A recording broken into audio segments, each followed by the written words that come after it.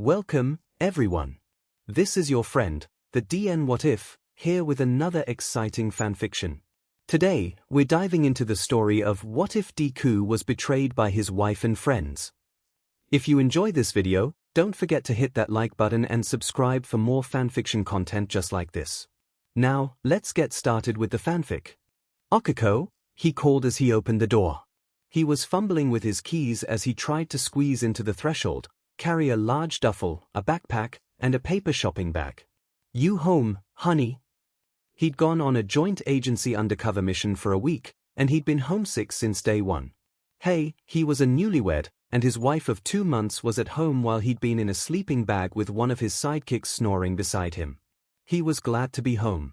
He finally managed to kick the door shut behind him, toeing off his shoes in the hall before trudging into the living room.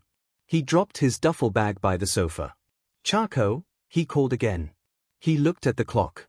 He was still a little out of it since his sleep schedule had gone to shit while he was UC. He'd slept on the ride back, too, so it made sense that he was a bit disoriented. Okiko was still on patrol. He smiled. He couldn't wait to see her, but this meant he could take a nap before she showed up. Then he'd actually have enough energy to enjoy her company. He looked down at the paper bag in his hand with a smile, reaching inside to pull out the fabric box inside. Before he took his nap, he wanted to add something to his collection. Okiko didn't love the fact that he collected hero merch. She'd brought it up a couple of times, pointing out that it was a little juvenile. But it was important to him. His collection was kind of a masterpiece. He wasn't the most active collector, but the pieces he had were amazing. He hadn't added to it in years, but the items that he did have were well taken care of. Besides, he finally had the disposable income he needed to feed his hobbies, so while he didn't spend often, he felt more than comfortable with indulging when the right piece came along. In this box was the final piece to a commemorative All Might pin set that he'd been hunting for years. It was a little piece of history coming together, and he couldn't wait to see it as a set. He climbed the stairs with a giddy smile on his face, flipping open the lid of the box to inspect his new prize. He'd seen it by chance, 3 days into his assignment, just sitting in the window of a pawn shop. Luckily, he'd seen it during his downtime. He pushed the door to his merch room open, and looked up. His smile vanished. Where his collection once stood shelves and display cases full of collectibles and his hero analysis notebooks, contained in a temperature-controlled room, there was now a home theater. His stomach dropped to his knees. He stood in the doorway, shell-shocked. Then, he felt the first drops of panic enter his bloodstream. The pin box still clutched in his hand, he ran to the nearest closet, searching through it and pulling items off the shelves. Where had she put them? Where did it all go? She must have put them somewhere. He went through each room, heart racing. He pulled open every closet, cupboard, drawer, and crawl space, getting on hands and knees to search through the darkest corners and floating to inspect the highest shelves. That limited edition Silver Age All Might figurine was the last gift his dad ever gave him. The special edition comics were gifts from All Might's personal collection. Night Eye had left him the poster in his will. David Shield had given him the original blueprints to All Might support gear. He'd gotten that trading card side by side with Kaken. Some of the items were just rare and expensive, but some of them were memories made physical. Pieces of his heart rendered in paper and plastic, from people who mattered to him. He couldn't find them. He couldn't breathe. And then there were his notebooks.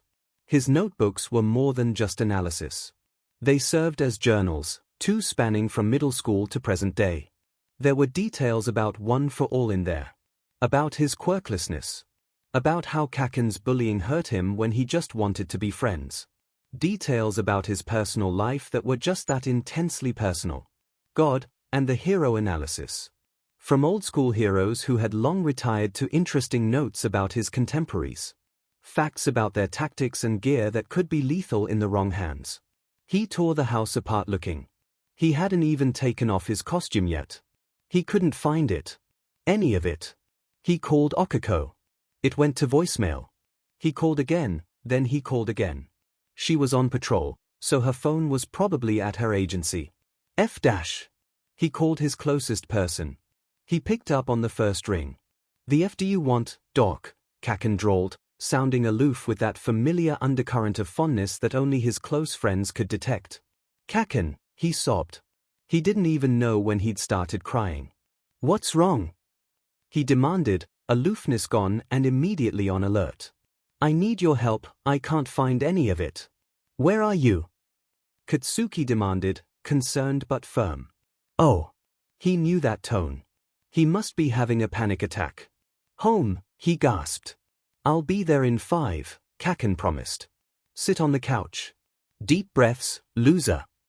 He sat and waited, brain working like a bullet train. His things, his most prized possessions, were gone. Things he'd collected over the past 20 years with tender, loving care. He'd documented each piece, photographing and recording where and when he'd gotten them. He'd made sure to update his insurance provider when the value shifted. He barely went in that room lately, so busy that he didn't have time to appreciate the stuff that brought him joy. He'd only went in there now because he'd wanted to put the pin in the safest place he knew, to photograph it and put it in a display. He'd wanted to document its price and bask in the fact that he'd finally collected all of the pins in the collection. Only to find it all gone. "Deku?" Kaken called, letting himself in. He came in from the foyer a minute later, looking windswept. "Did you fly here?"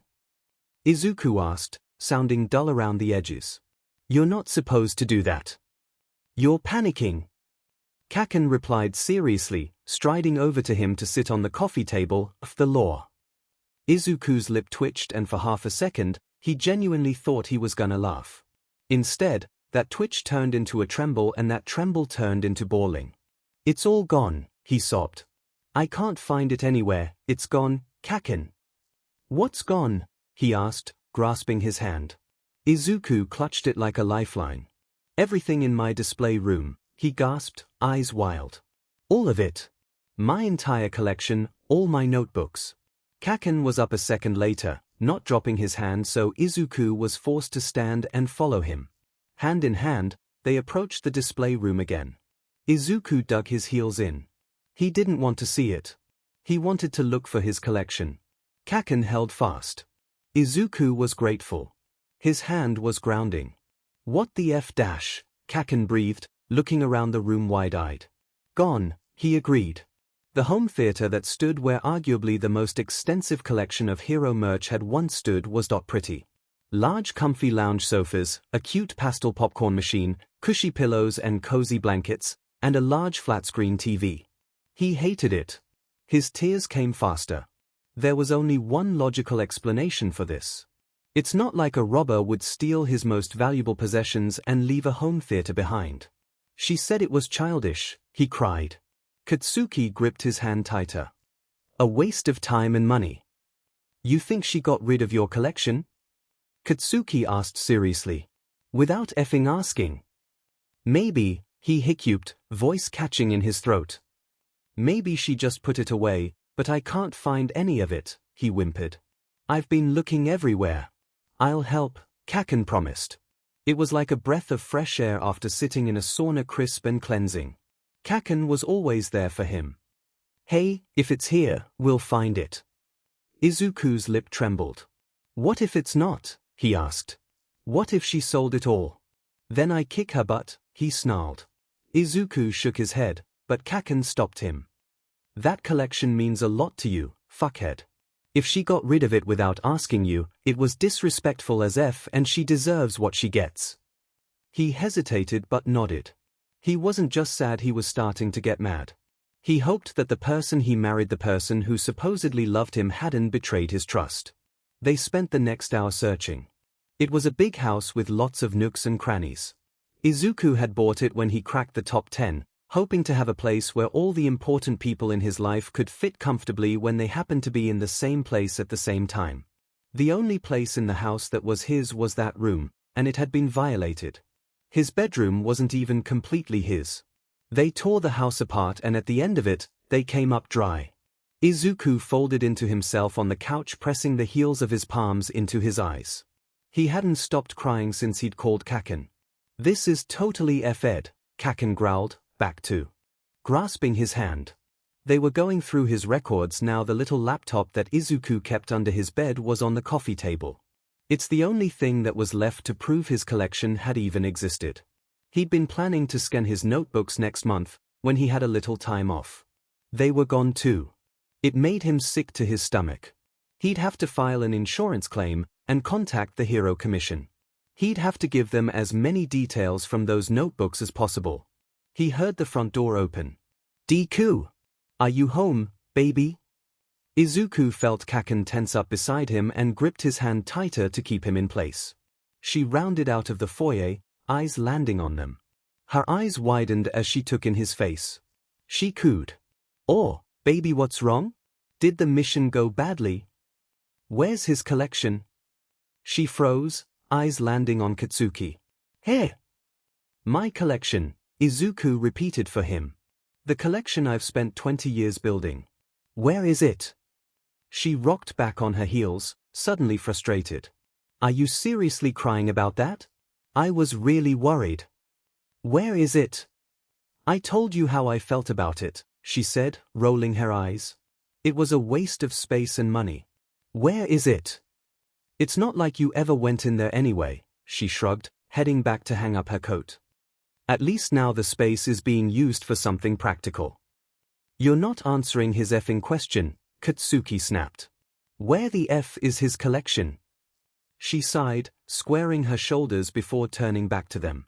"Anything I could find on Webay for a price reference, I sold. I donated the rest of it." Izuku's heart dropped. He felt Katsuki's hand heat up with rage, but he didn't care. She'd sold and donated his most treasured possessions. "You better be effing ready to buy it all back, you effing beach." "I'm not buying it back," she scoffed. "I just got rid of it. It was just enough to pay for the home theater. Come on, think of how nice it'll be when we have people over. That's what the effing living room is for." Izuku yelled. "You had no right to sell my things." She scowled, officially angry. "Your things?" she yelled back. She waved her hand in his face, flashing the ring.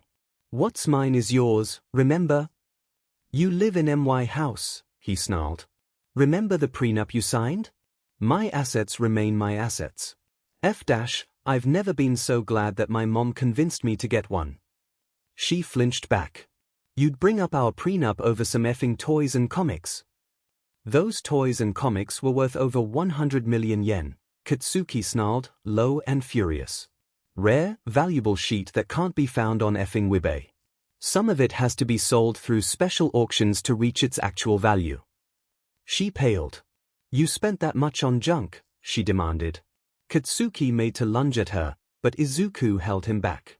"No, I didn't. A lot of them were gifts," he said, tone nearly despondent. "Stuff that All Might gave me.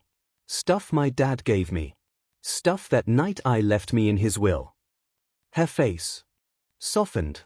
"Diu," she uttered, finally sounding somewhat contrite. She stepped forward, he flinched back. "You shut the F up," Katsuki snapped.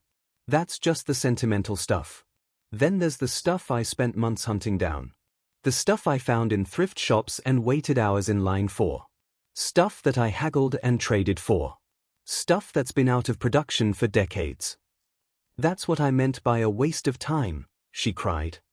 "We barely have any free time together and you spend half of it chasing down useless crap." "I told you that it was important to me," he said, tears running down his face. "You could have told me you wanted to spend more time together. You didn't have to break my trust and go behind my back." "How much did you get from the collection?" Katsuki demanded. "Why are you even here?" she snapped. "Get your own effing marriage, Bakugu." "How much, Okiko? How much did that stupid, unnecessary home theater cost?" he snapped, holding Kaken back again. She swallowed. "Just over 2 million, she said tersely. He wanted to throw up. He'd be able to buy back the posters with that, maybe. Or the set of first edition comics from All Might's Silver Age. Not both. He might be able to buy back the figurine his dad gave him. That was only if the people who bought them wanted to sell." "What about my notebooks?" he asked. Katsuki placed a hand on his shoulder in a show of support, warm and grounding. She shifted nervously. "Those old things?" she asked, trying for casual. "I recycled them. They were falling apart." Izuku collapsed back onto the couch, face in his hands. His stomach was churning with horror, and he felt cold with panic. "You're a effing psychopath," Katsuki snarled. "You better hope we can track those DMN things down, Bubble Beach. God, could you mind your own effing business?" "No, he's right," Izuku interrupted. "Get ready to dumpster dive, honey. You better hope we can find those notebooks." "They are just journals," she protested. "I read a few of them, they were basically just middle school rambling." "And detailed, in-depth hero analysis," Katsuki interrupted. "Sheet tons of details about our peers, about Deku, including facts about costumes and support gear and fighting styles. Essays about the details of heroes' personal lives and how it affects their hero work." She blanched. "Why would you keep those here?" she yelled. "If they've got that much sensitive information, why would you leave them unguarded?" He scoffed, bitter and derisive. "Unguarded? I'm the number 6 hero. My house isn't unguarded.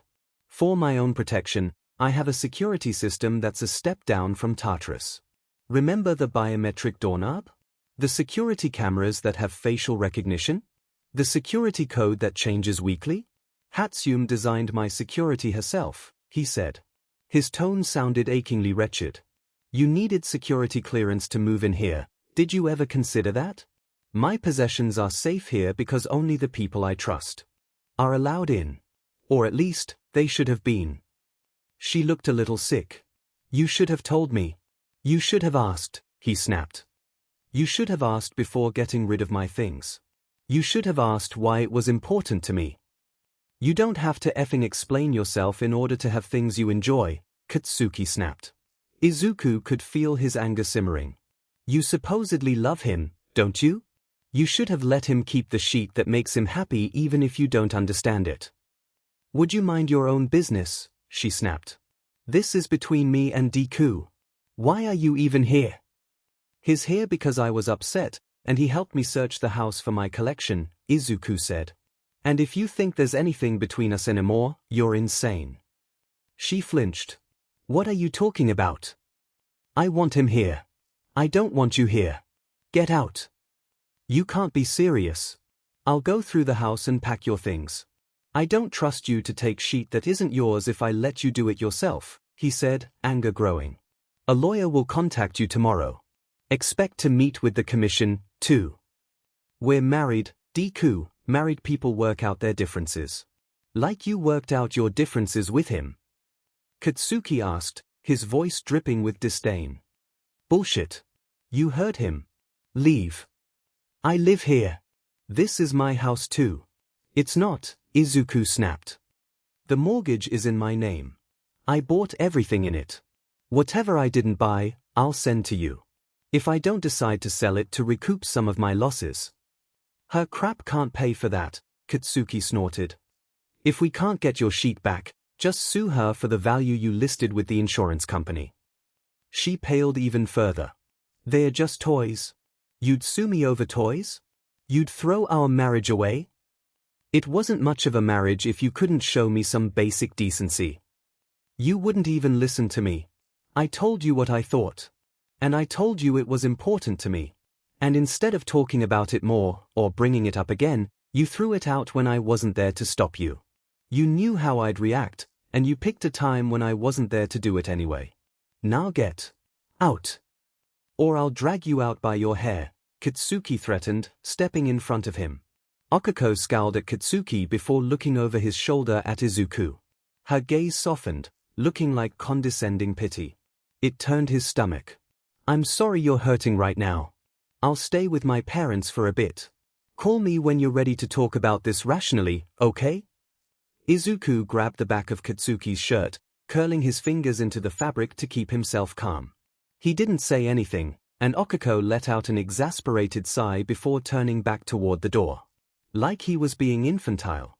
Like he was the one at fault. "Get bent, Beach," Katsuki snapped at her retreating back. She turned back, a malicious grimace in place. "Enabling him won't make him love you, Bakugu." Katsuki flinched at that, and his entire body went tense. "I'm not enabling him. I'm supporting him. And if you can't tell the effing difference, you never deserved him. She looked like she wanted to say something else. Instead, she left quietly, taking their marriage with her. As soon as the door clicked shut behind her, Izuku sank back onto the couch drained. Shocked. Deku! Kaken called, kneeling in front of him again. Izuku looked up at him, mind reeling. And then it seemed to click into place. She hadn't just sold his things. His notebooks had been thrown in the trash. Every thought he'd had, ranging from quirks to tactics to gear to his most private thoughts, thrown in the recycling. As terrifying as that was, as dangerous as it could be, the merch collection hurt more. His thoughts could be repeated.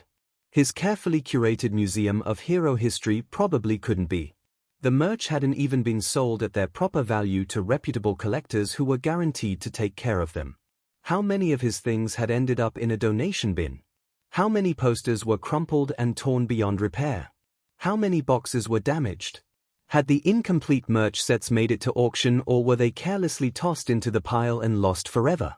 Would some random person's kid rip the arm off the last action figure his dad ever gave him? Had she rolled up or folded the poster that Night Eye had willed to him, damaging it forever? He thought about the pin that he'd been so excited to add to its set. The literal years he'd kept an eye out for it, wasted. Deku, Katsuki called again, gripping his wrist. Izuku focused on his eyes burning red and filled with concern and burst into tears. Kaken tugged him forward and wrapped his arms around his shoulders. When she brought it up, Shishi didn't even ask why it was important, he sobbed. I thought she'd let it go. She's a piece of shit, Deku, Kaken replied, rubbing his back. We'll do what we can to get it back, alright? First thing tomorrow we'll hit all the thrift stores in the district. Izuku's face twisted further. There are so many, he cried. Not to mention all the other donation bins she might have dropped them in. So we get help, Katsuki replied, hugging him a little tighter. Yeah, that's a great idea. Izuku tried not to whimper when Katsuki pulled away. What are you doing? He asked when Kaken pulled out his phone. Gonna call the idiots, he explained. They can come help out. With what? He asked miserably. I thought we were gonna do this tomorrow. Yeah, but tonight we can go through the dumpster and clear her sheet out of the house.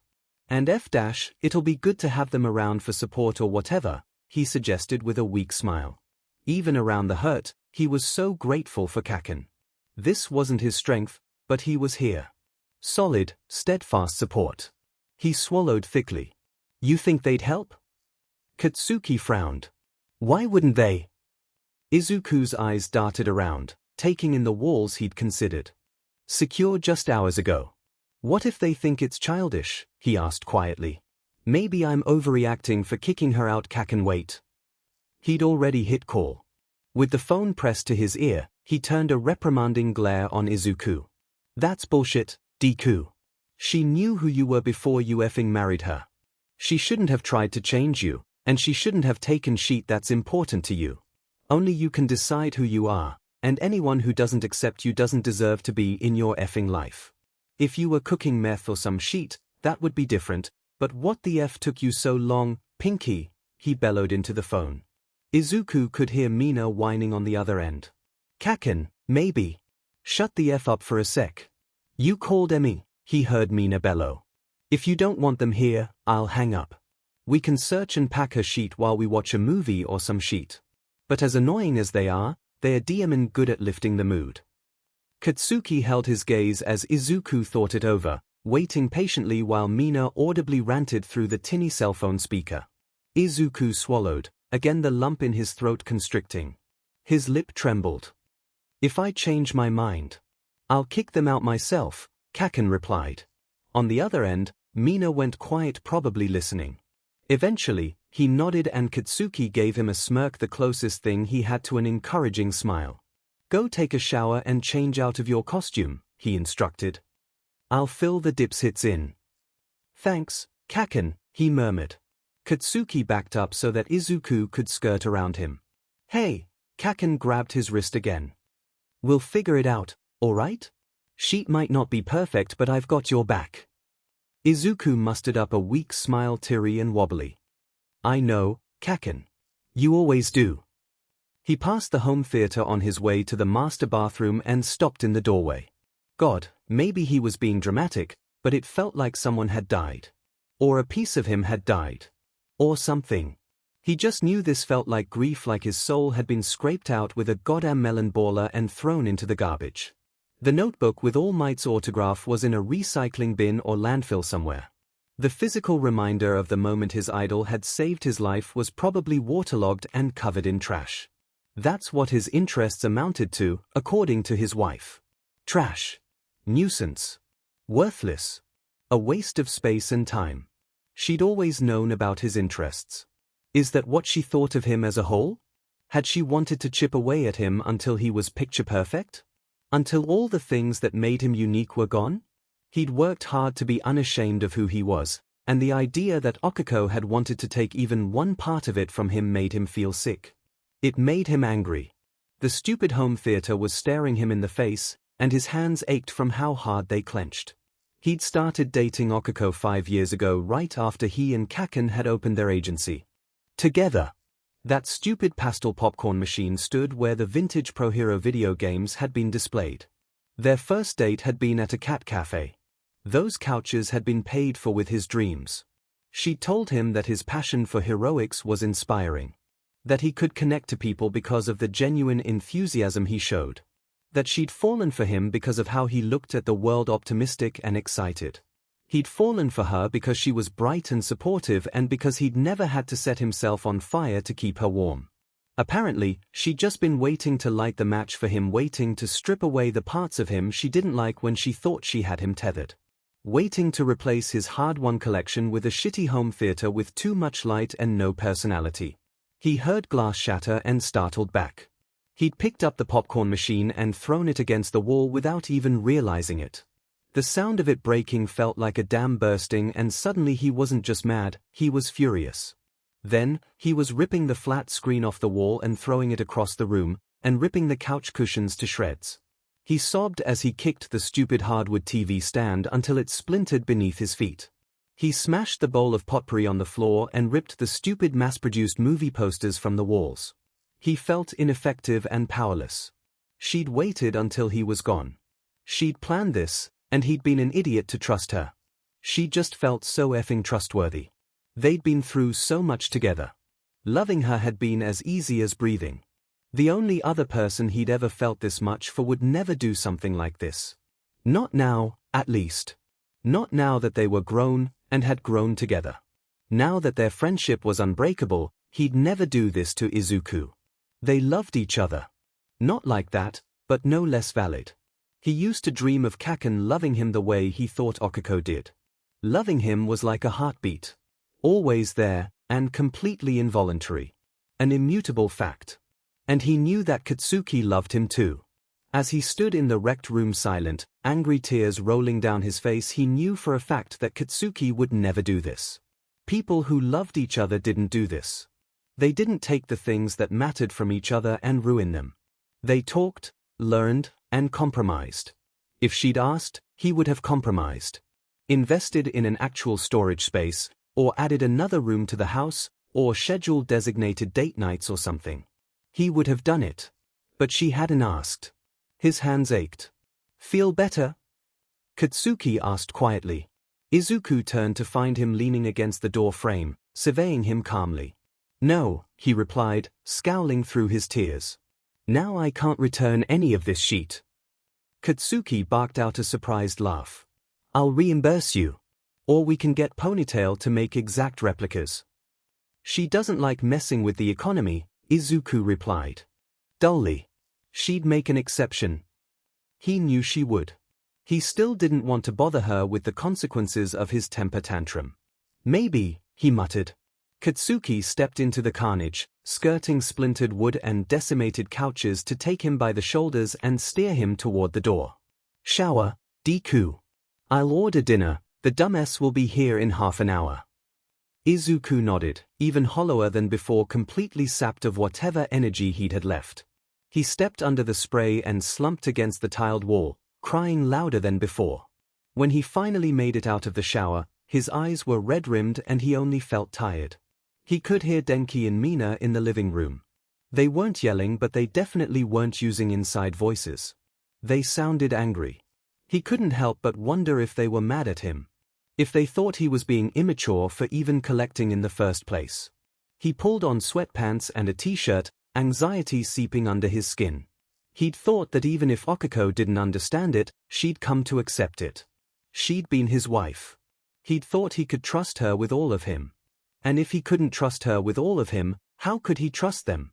He heard Kaken's low growl, and some of that anxiety ebbed. Kaken trusted them. He wouldn't let them stay if he didn't. With that in mind, he braced himself and made his way to the living room. He stood in the doorway, listening. Wait, what about the vintage Titan Star lunchbox? Denki asked, sounding miserable. Izuku's eyes welled up again. Denki had gotten that for him on his 20th birthday. Titan Star was a hero from Daigoro Banjo's era, the fifth user of One for All. She'd been of the first heroes to be a commercial success as well as a kind-hearted, impactful savior.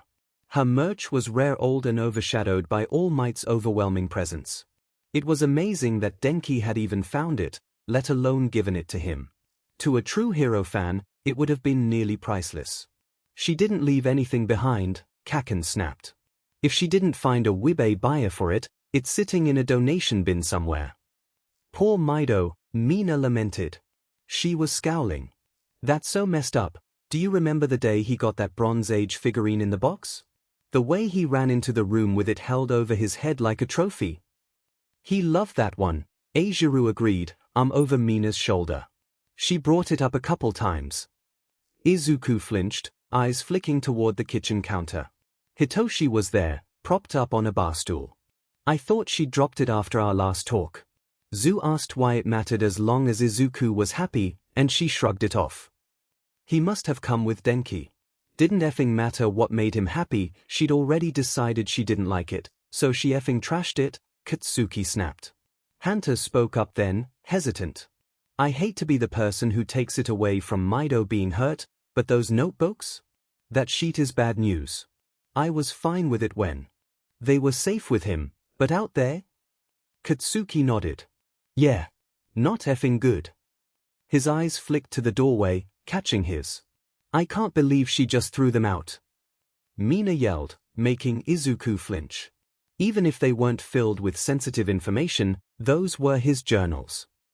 Katsuki held his gaze. She barely looked through them. She decided that they were junk and threw them out.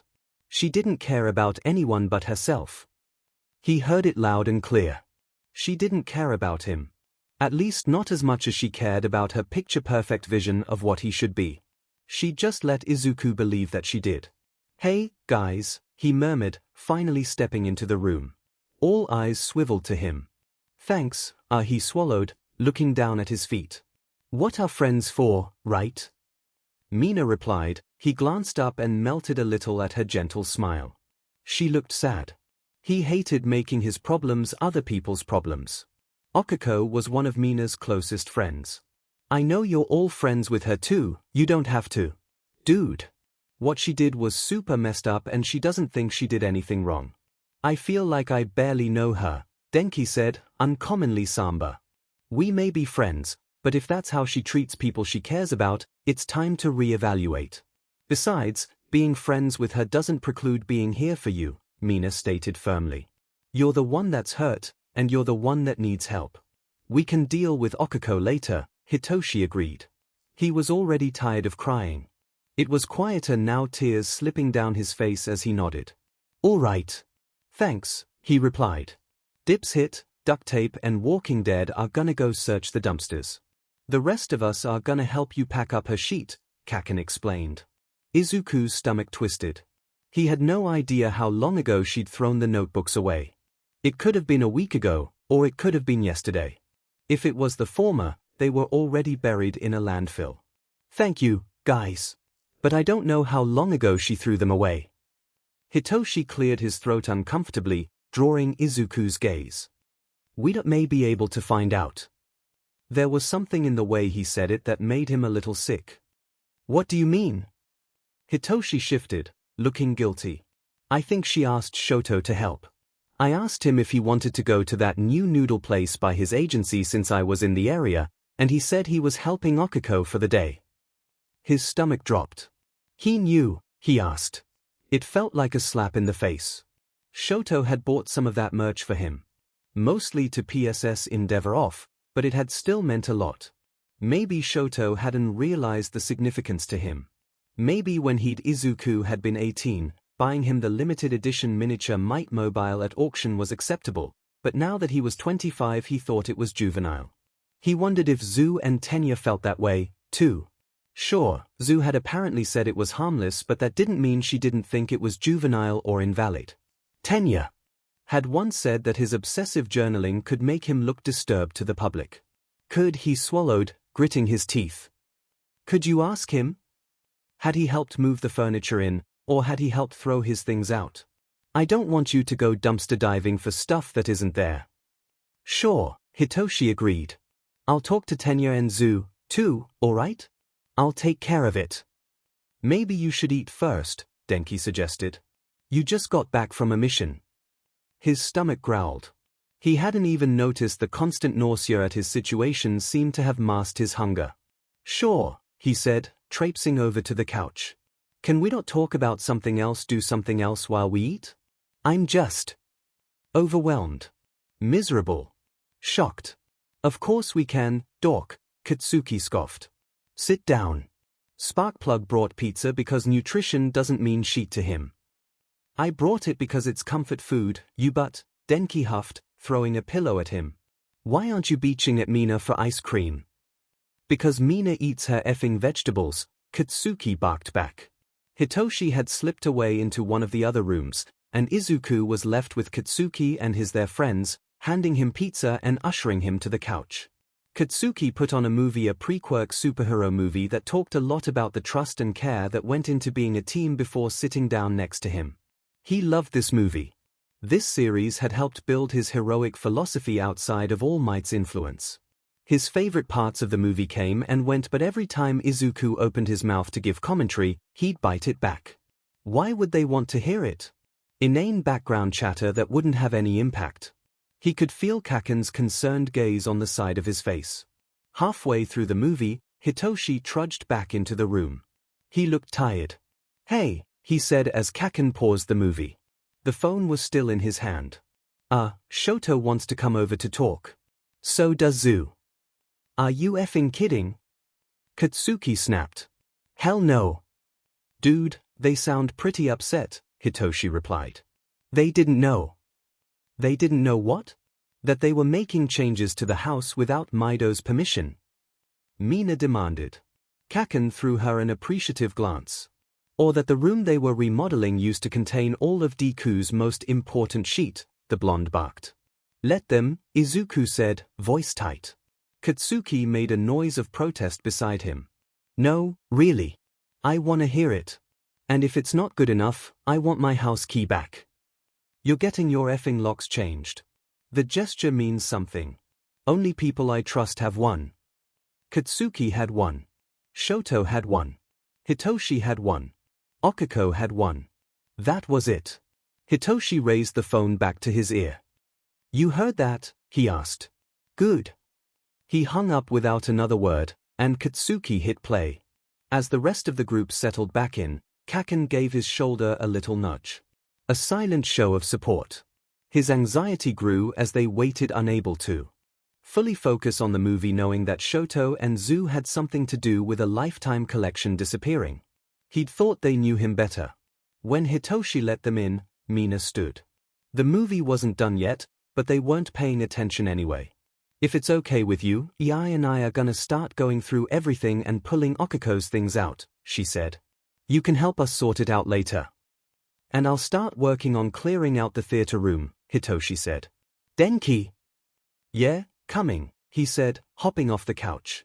There are work gloves in the hall closet, Izuku said, tone still dull. You'll need them. Denki and Hitoshi shared a concerned glance. Katsuki must not have showed them the damage he'd done to the room. Want me to go too? Katsuki asked. Izuku shook his head immediately. Shoto and Zu were standing at the entrance, looking like they were waiting for an invitation. He didn't want to be alone with them. Hunter grabbed the plates and pizza boxes and carried them into the kitchen, busying himself with cleaning. The 4 remaining heroes stared at each other, unsure of where to start. Finally, Tsuyu spoke up. "I think we're both confused about what happened," she admitted. "Could you explain the situation from your point of view? And then we'll explain what we were told." Izuku's eyes fixed on her, and she flinched. He wondered if he looked as awful as he felt. His eyes were sore from crying, so they were probably red and swollen. Then, he explained. He explained that Okako brought up the collection twice, once asking if he wasn't too old for it, and another saying they should get rid of it. He said no both times because it was important to him.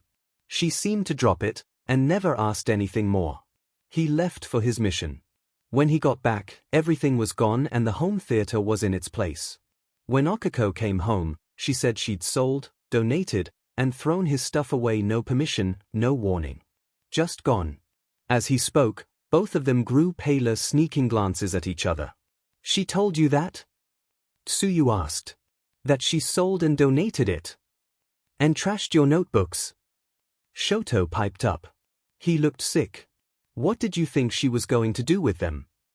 Katsuki snapped. "Dip it in gold and display them in the effing Hero Hall?" At least at the Hero Hall was a museum where it would be taken care of, rather than a recycling bin. The way she talked about it, it sounded like a daily argument you guys had over the past month, Tsuyu explained. "She told us that you'd compromised." Shoto nodded in agreement.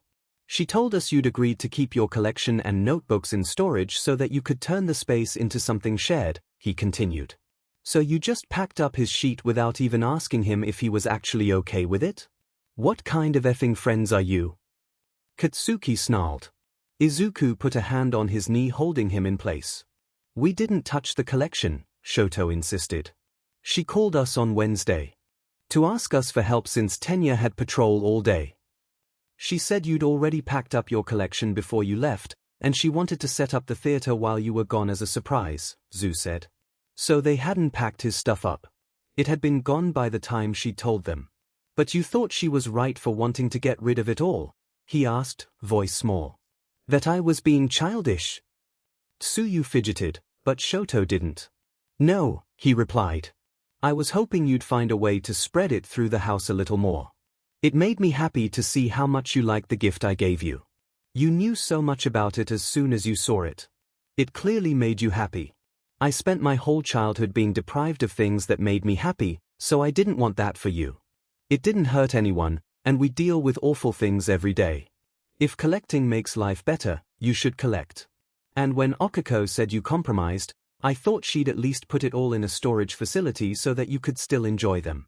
I thought it was a reasonable middle ground, so I didn't look deeper. I should have, though. I'm sorry." He sounded frustrated, voice quiet and ashamed. Their eyes turned to Zu. She shifted under their gaze. "I'll admit, I don't understand the collecting thing," Zu said. "It wasn't hurting anyone until recently, when I truly thought you were starting to prioritize the collection above Okako. She started complaining about it every time I saw her, and I was honestly upset with you. I thought it was," she trailed off, croaking uncomfortably, "immature of you to let it affect your marriage." "That's not what happened, though," Katsuki growled through gritted teeth. She nodded, looking down. "I know that now. I should have gotten your side of the story, but I barely see you lately, and with Okako's story. You figured that I neglected my friendships for it," Izuku uttered, wounded. She flinched, but powered through. "Sometimes, the way you talk about it comes off as obsessive," she explained. "And I wondered if you'd gotten trapped in a sort of fixation. I didn't get why you needed that stuff in the house if it was causing problems. So when we got together for drinks a few weeks ago, I suggested that maybe instead of getting rid of everything you could get one of those fancy storage units with temperature control to store them. I thought she'd brought it up with you, and you'd come to an agreement." Izuku felt cold, racked with the ugly sort of hurt, where it felt like you were in danger, so all the blood in your body left your extremities to power your bleeding heart. Katsuki, on the other hand, was livid. "Deku gives everyone his all the time. He's the most selfless motherfucker on the planet. Kaken." "No, Deku." He gives his effing life up for people, so what if he has a effing hobby? He's not allowed to have one thing for himself? Soto collects effing cake pans. Are you gonna tell Pony to donate his sheet to a bakery? You're right, she said, contrite. I should have talked to you. Or minded my own business. I should have done better. I didn't understand why it meant that much. Katsuki snarled. I don't understand why men have effing nipples, but you don't see me cutting off. Izuku put his hand back on Katsuki's knee to silence him. Izuku looked up at her, lip trembling. It meant a lot to me, because when the world told me I couldn't be a hero, those notebooks and collectibles helped me keep dreaming. They helped me keep learning and growing when I had no one in my corner, he explained quietly. And then, it reminded me that there were people who supported me. Who saw me and loved me for exactly who I was.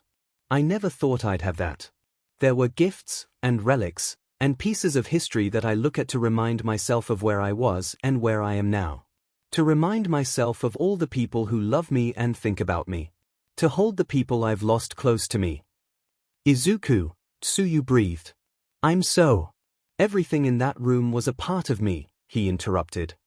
Those notebooks showed my growth over more than a decade, and how many friends I've gained. Some of it was gifted to me by All Might before he died. Some of it is from my parents and friends. Some of it is from a specific era that marked spectacular moments that I got inspired by.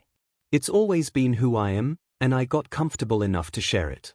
You didn't have to understand it, but you did have to respect it. I'm sorry, she uttered. I helped hurt you, and I'm so sorry. What can I do? Izuku shrugged listlessly. It's all gone. I'm gonna try to get some of it back, but the trash gets taken out Wednesday, so the notebooks are gone. The donated stuff is probably in thrift stores across the city. Pieces of my life are just missing. So I appreciate your apology, but I think I need you to go. She swallowed and nodded. I understand, she said. If you need anything from me, please let me know. She turned to leave, but paused. You might want to talk to Tenya. I couldn't get a hold of him earlier. Oh, I'll be talking to Glasses, Katsuki snarled beside him. Zu nodded, then left. Izuku didn't know he'd ever feel open with her again. He felt like a piece of his heart was dying, the piece he'd left open for her. If you'd like me to leave too, I'd understand, Shoto said, eyes fixed on the floor. But if not, I'd like to help you find your things. Izuku swallowed. The lump in his throat had been there for so long that it ached. I'd appreciate your help, Izuku said. But I need my house key back. I know you thought you were helping, and I appreciate what you said, but you still violated my trust, and I need time. Shoto nodded, already pulling out his keys and working Izuku's house key off its ring. Please let me know how I can help. Izuku looked at Katsuki and, like always, the blonde seemed to know exactly what he was thinking. He's gonna need one more thing, Katsuki said slowly, turning burning. Eyes back to Shoto. Izuku took a deep breath. This step made it real. I need your mom's divorce lawyer. They said since it's been a couple weeks, some of your stuff's probably been sold already, Katsuki grumbled, dropping onto the couch next to him. But they're forwarding the list to all their locations, so hopefully some of it will be pulled off the shelves. It was the morning after and Kaken had come up with a plan of attack as Izuku had slept. First, he decided to reach out to headquarters for all the major donation centers and thrift stores in the city and explain the situation to them. By the time Izuku had woken up, he'd sent the collection spreadsheet to 6 different organizations, explaining that they'd be searching for the stolen items in the coming days. So far, they'd sounded eager to help, but there was only so much they could do. After all, if something had already been purchased, they were out of luck unless it had been bought with a credit card. And who shopped at thrift stores with credit cards? Some people, sure. But not many. Mina and Aizuru had already started driving around to different thrift stores with his list, hoping to get started while he and Katsuki went through Okiko's things. Hanta, Denki, and Hitoshi were taking the debris from the theater to the dump, where they'd also be asking management if it would be possible to track down his notebooks. He wasn't very hopeful on that front. He was pretty sure they were gone for good. All Might's autograph was in one of those notebooks. Hero analysis # a landmark of the day his life had changed forever. Thanks, Kakin, he replied. He was currently sitting in front of a pile of Okako's things. On either side of the pile were two boxes, one labeled Return to A-hole, and the other labeled Sell. Katsuki had made the labels, hoping to get a laugh out of him. There was even a poorly drawn rendition of Okako on the A-hole box, pointy teeth and devil horns included. It just reminded him that the person who he'd thought he'd be spending his life with had intentionally gone behind his back to ruin things that mattered to him. Katsuki peered into the boxes to check his progress. I really thought you'd bought more of this sheet for her, he said, poking through the Return to A-hole box. I can check again, but I remember most of the things I bought for her, he replied.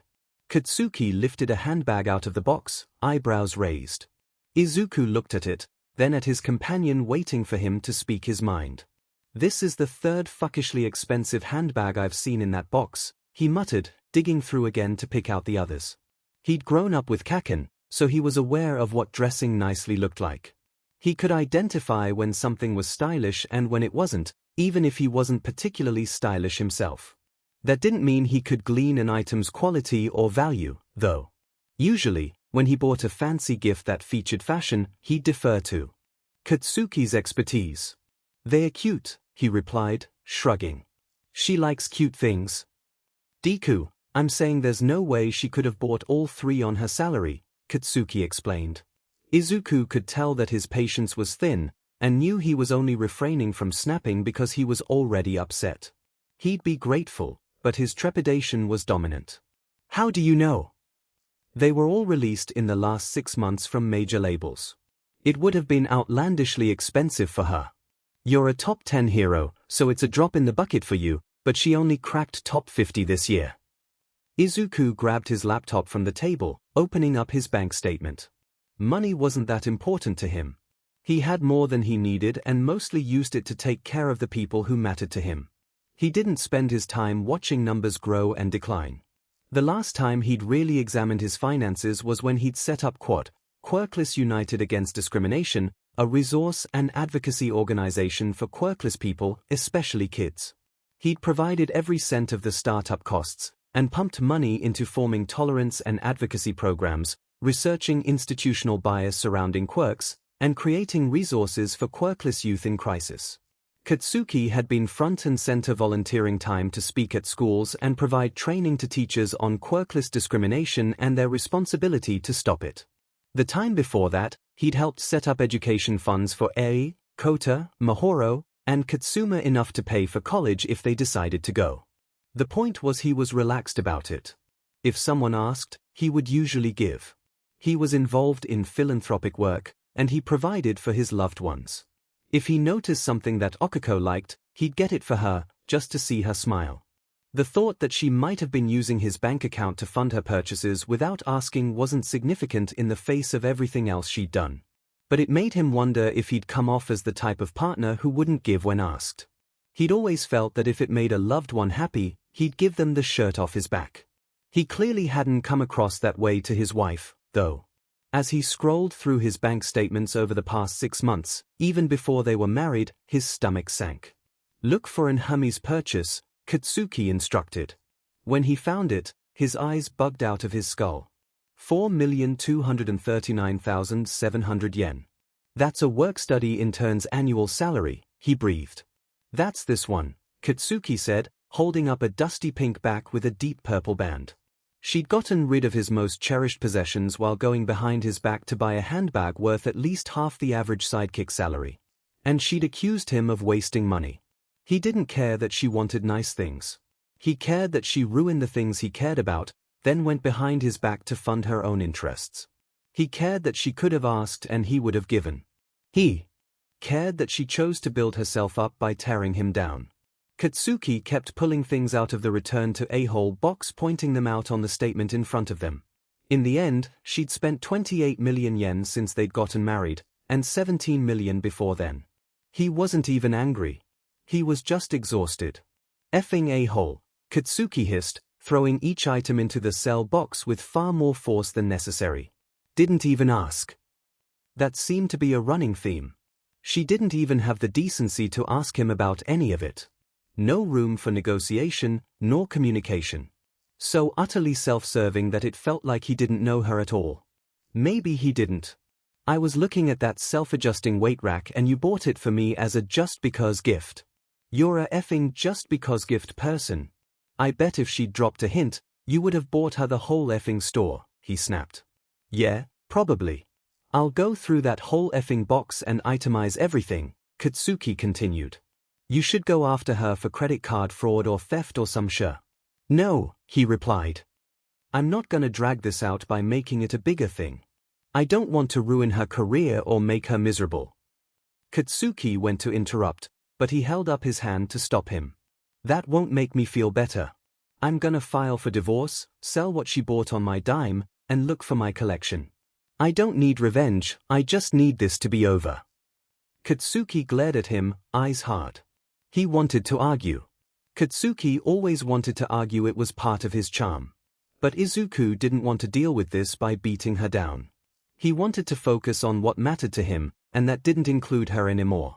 Kaken seemed to arrive at the same conclusion, shoulders dropping and glare softening to a displeased scowl. Kaken understood him better than anyone.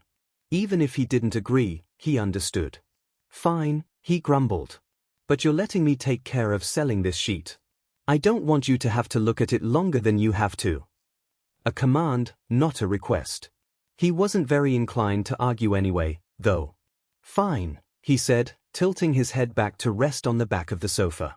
There was still a bunch of her things to sort now with a finer comb. He closed his eyes and took a deep breath. He wanted to be anywhere else. Thankfully, Kaken took that part over cross-referencing everything he didn't remember buying with his bank statement, just to make sure nothing else slipped through the cracks. Somebody knocked at the door, and Katsuki stood to get it. Izuku kept his eyes averted from the cell box, unwilling to see how much it had filled. Hey Mido, Mina said, traipsing into the room with Eijiro at her heels.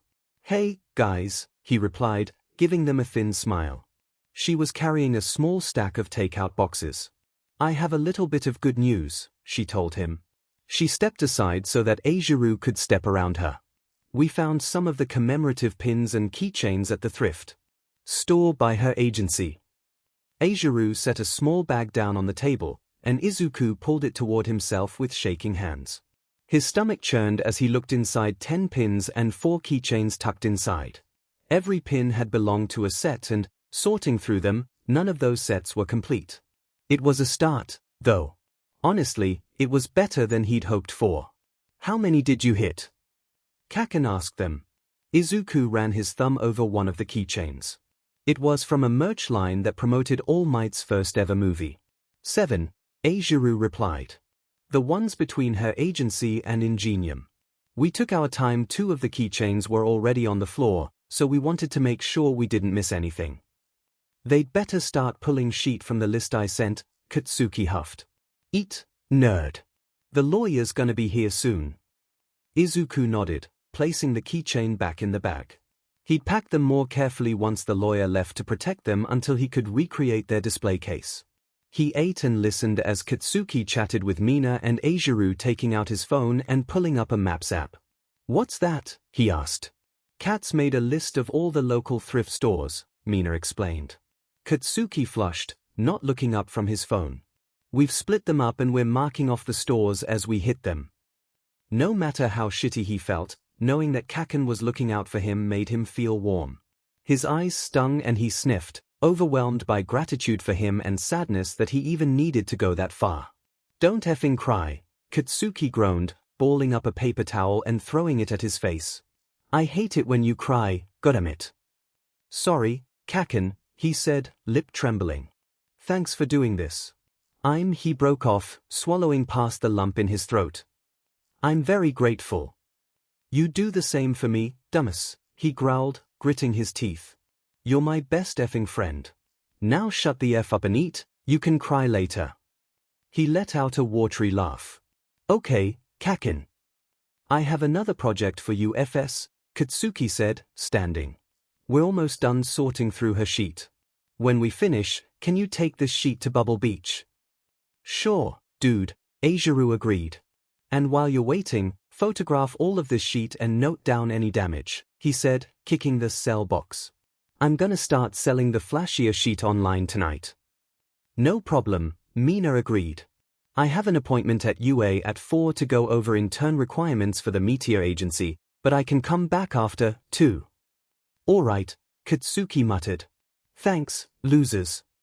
Love you too, jackass, Mina huffed, kicking his foot. By the time the lawyer showed up, they were done eating and Izuku and Katsuki had resumed sorting.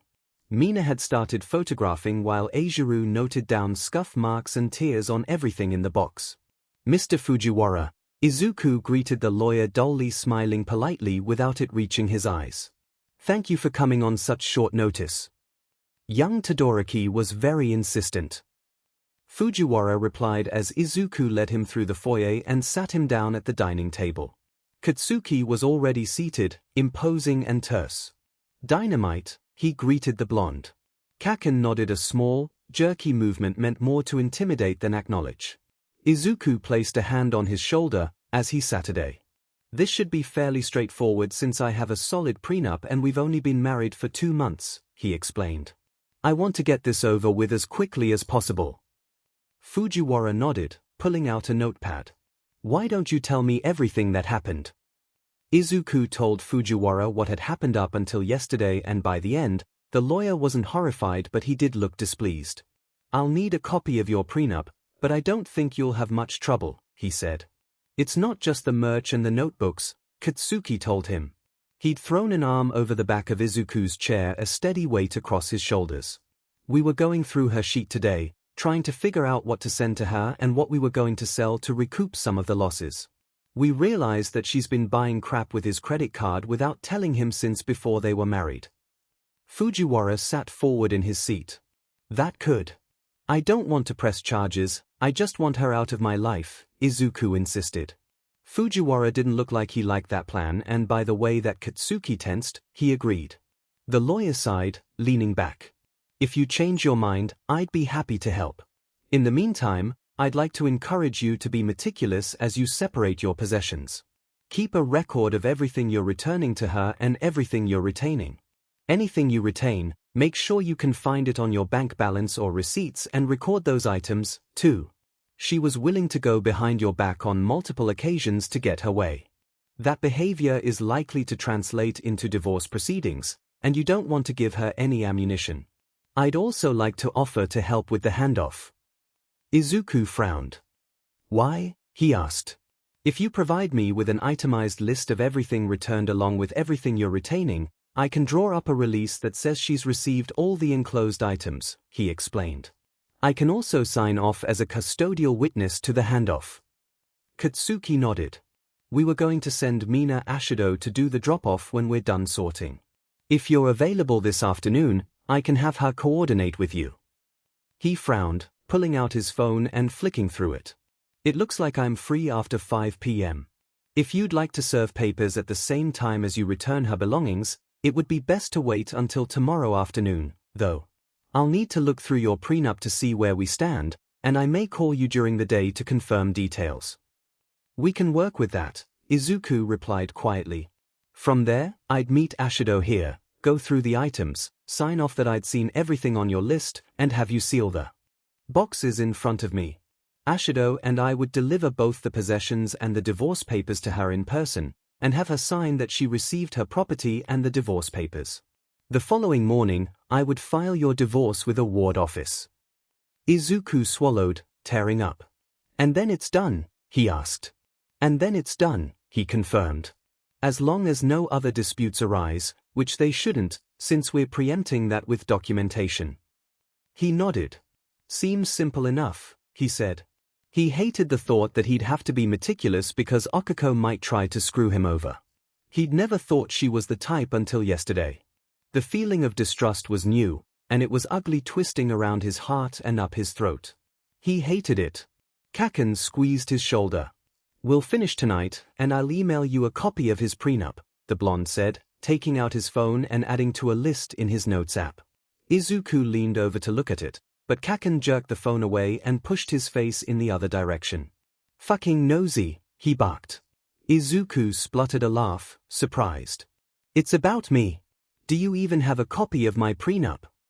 Katsuki looked at him like he was stupid, which well. Maybe he was. It's on your computer. I'll use your computer to email him, dipshit. Oh. Right. Despite the situation, Fujiwara looked amused. Thank you for your help, Dynamite. Bakugu, he interrupted. Bakugu, the lawyer corrected. Yeah, whatever, he grunted. We have a meeting tomorrow morning that we can't miss, but other than that, I'll make sure this idiot answers his phone. Right. They had an appointment with the Hero Commission in the morning to discuss the contents of the notebooks. He was glad that Kaken had told him to disclose the notebooks years ago. The commission had been uncomfortable with them being in an unsecured location, so he'd contracted Hatsum to build his security system to pacify them. It had worked. They'd signed off and only requested that they inform them of any potential security breaches. They knew every person keyed into his biometric access and every person who had a house key. They periodically checked the security footage at his front gate for suspicious activity. Knowing the measures that Izuku took to keep the information safe, they weren't likely to hold him accountable for its loss, especially since they'd approved it. But they would want to know what was in the notebooks, to the best of his ability. Don't know how long that will take, he admitted. I'm gonna be brainstorming tonight, but there's over a decade of material to cover. Worst case scenario is that it takes an extra day, Fujiwara told them. I can message you to let you know when we're done, he offered. Katsuki squeezed his shoulder again, silent and supportive. Sure. You can reach me by text or email, I check both regularly, he said. He put away his notepad. Is there anything else you'd like to talk about? Or shall I get started? That's all I can think of, Izuku replied. He turned to Katsuki. Kaken? Katsuki's jaw clenched. If Deku decides to press charges in the future, can anything be done about the people who helped her? Kaken. I know you don't want to, and I know Icy Thought apologized, but they didn't know that she didn't have my permission. What about glasses? Katsuki asked. We don't know how involved he was. I know you don't want to make it hostile, but you gotta protect yourself too, nerd. I can make some suggestions, Fujiwara assured them. You don't have to act on them unless you feel like it. It's good to have options. People you thought you could trust came into your home and violated a space that was important to you, Katsuki added. Be prepared, Deku. As much as he wanted to be done with this, he knew they were right. Izuku slumped in his seat. Fine, he agreed. Thank you. Of course. I'll be in touch, he said. He picked up his bag and stood. Remember to send over the prenup. Katsuki stood up and shook his hand, and Izuku followed after. When Fujiwara left, Katsuki took him by the shoulders and turned him so they were face to face. How are you doing, nerd? It was rare for Kaken to be so gentle with him. His gaze was serious and concerned, and under it, Izuku felt himself crumbling. His lip trembled and he looked down when his eyes started watering. Tired. He stiffened in surprise when Katsuki tugged him forward, arms wrapping around his shoulders to hug him. Sorry everything's so shitty right now, nerd. You're kicking butt, though. Izuku nodded against his shoulder, tears escaping despite how his eyes were squeezed shut to stop them. He was sick of crying. It felt like he'd been crying ever since he'd come home yesterday. Thanks for being here, Kaken, he murmured. Dunno what I'd do without you. Katsuki pulled back, a small smirk on his lips. It was probably the closest he'd get to an affectionate smile.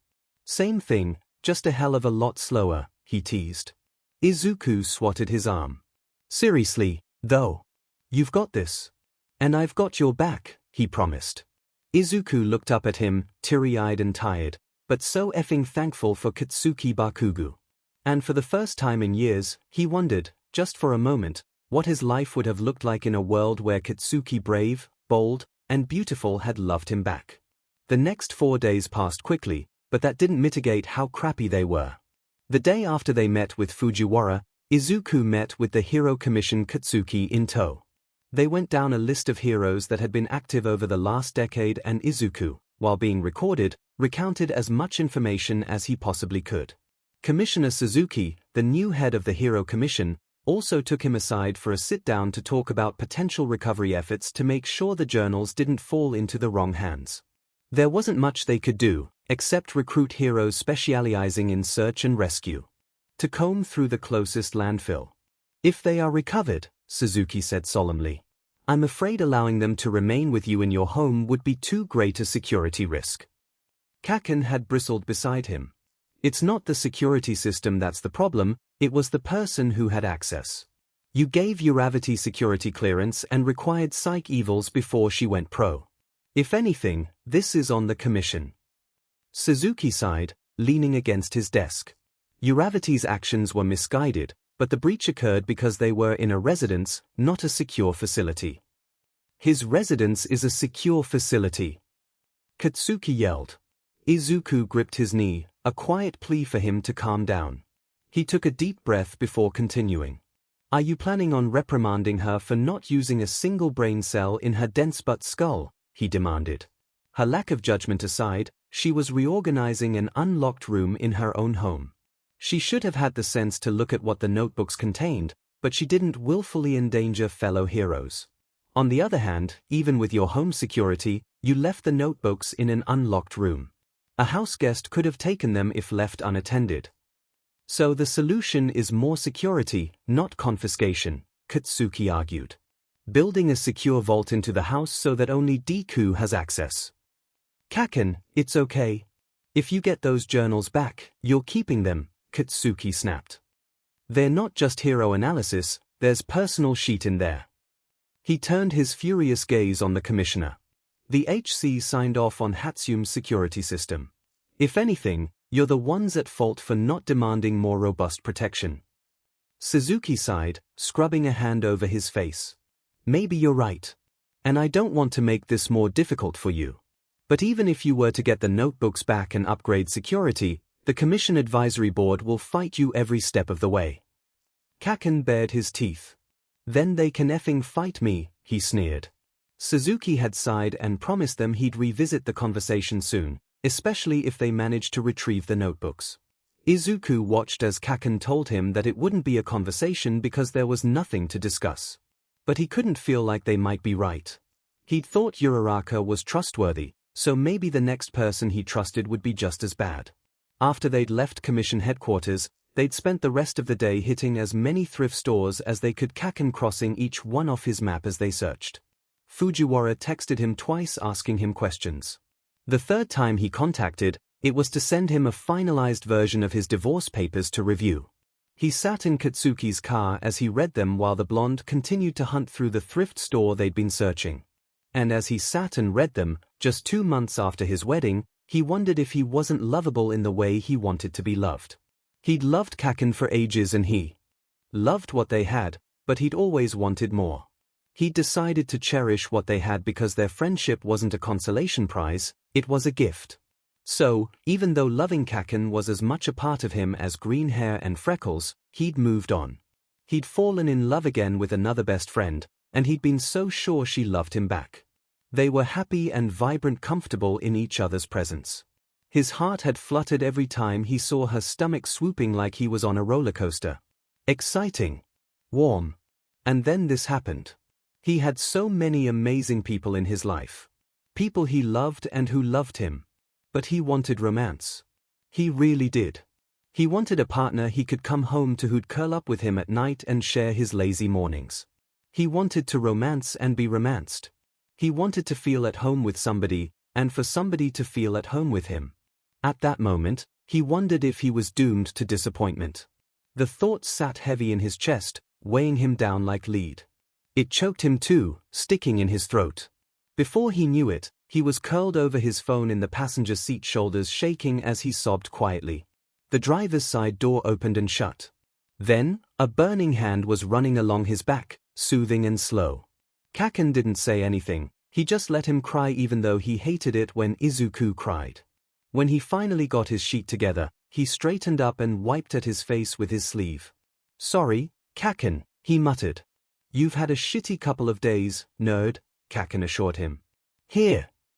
Izuku glanced over at him, frowning when he found him holding out a crepe. Strawberry whipped cream, lemon curd, he grumbled. Izuku took it carefully, still staring at Katsuki in confusion. Thank you. Katsuki scowled. You're having a cheat day. You like crepes? I bought you a effing creep. The corners of his lips quirked up. He couldn't help it. Kaken's emotional constipation was funny. Thanks, Kaken, he sniffed. You're the best. Katsuki scoffed, turning the car on and putting in directions to the next thrift store. I effing know that already, dweeb. He'd eaten his creep as he finished reading through the papers Fujiwara had sent. He'd approved them and sent them back, and listened to Kaken complain about some shitty soccer mom-looking F-dish who tried to cut him in line at the creep stand. 2 thrift stores later, with no luck finding any of his merch, Izuku's phone vibrated. From Dancing Queen. Yo, your lawyer is metal AF. He frowned, texting Mina back quickly. To Dancing Queen. What happened? From Dancing Queen. Ocha said she wouldn't sign. So he looked at her like she was a literal baby. And said the divorce would happen no matter what. But if she didn't sign the agreement, she'd risk her career and rep getting ruined from the media coverage alone. So act like a grown-up and sign, if she didn't want her life up in flames. And he sounded so bored. Like she was a waste of his time. To Dancing Queen. Did she sign? From Dancing Queen. Yeah. She was cessed. Oh. Ida was here by the way. He had that disappointed dad look. IDK if it was at her or at you. Something close to anger stirred in his stomach. She said she wouldn't sign? Where did she get off trying to refuse it? She'd stolen from him.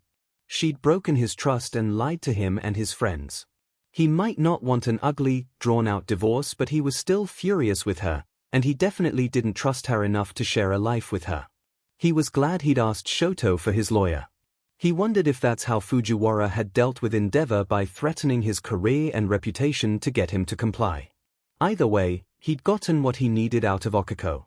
He just hoped that when he talked to Ida, it went okay. Although, the fact that they'd been together wasn't promising.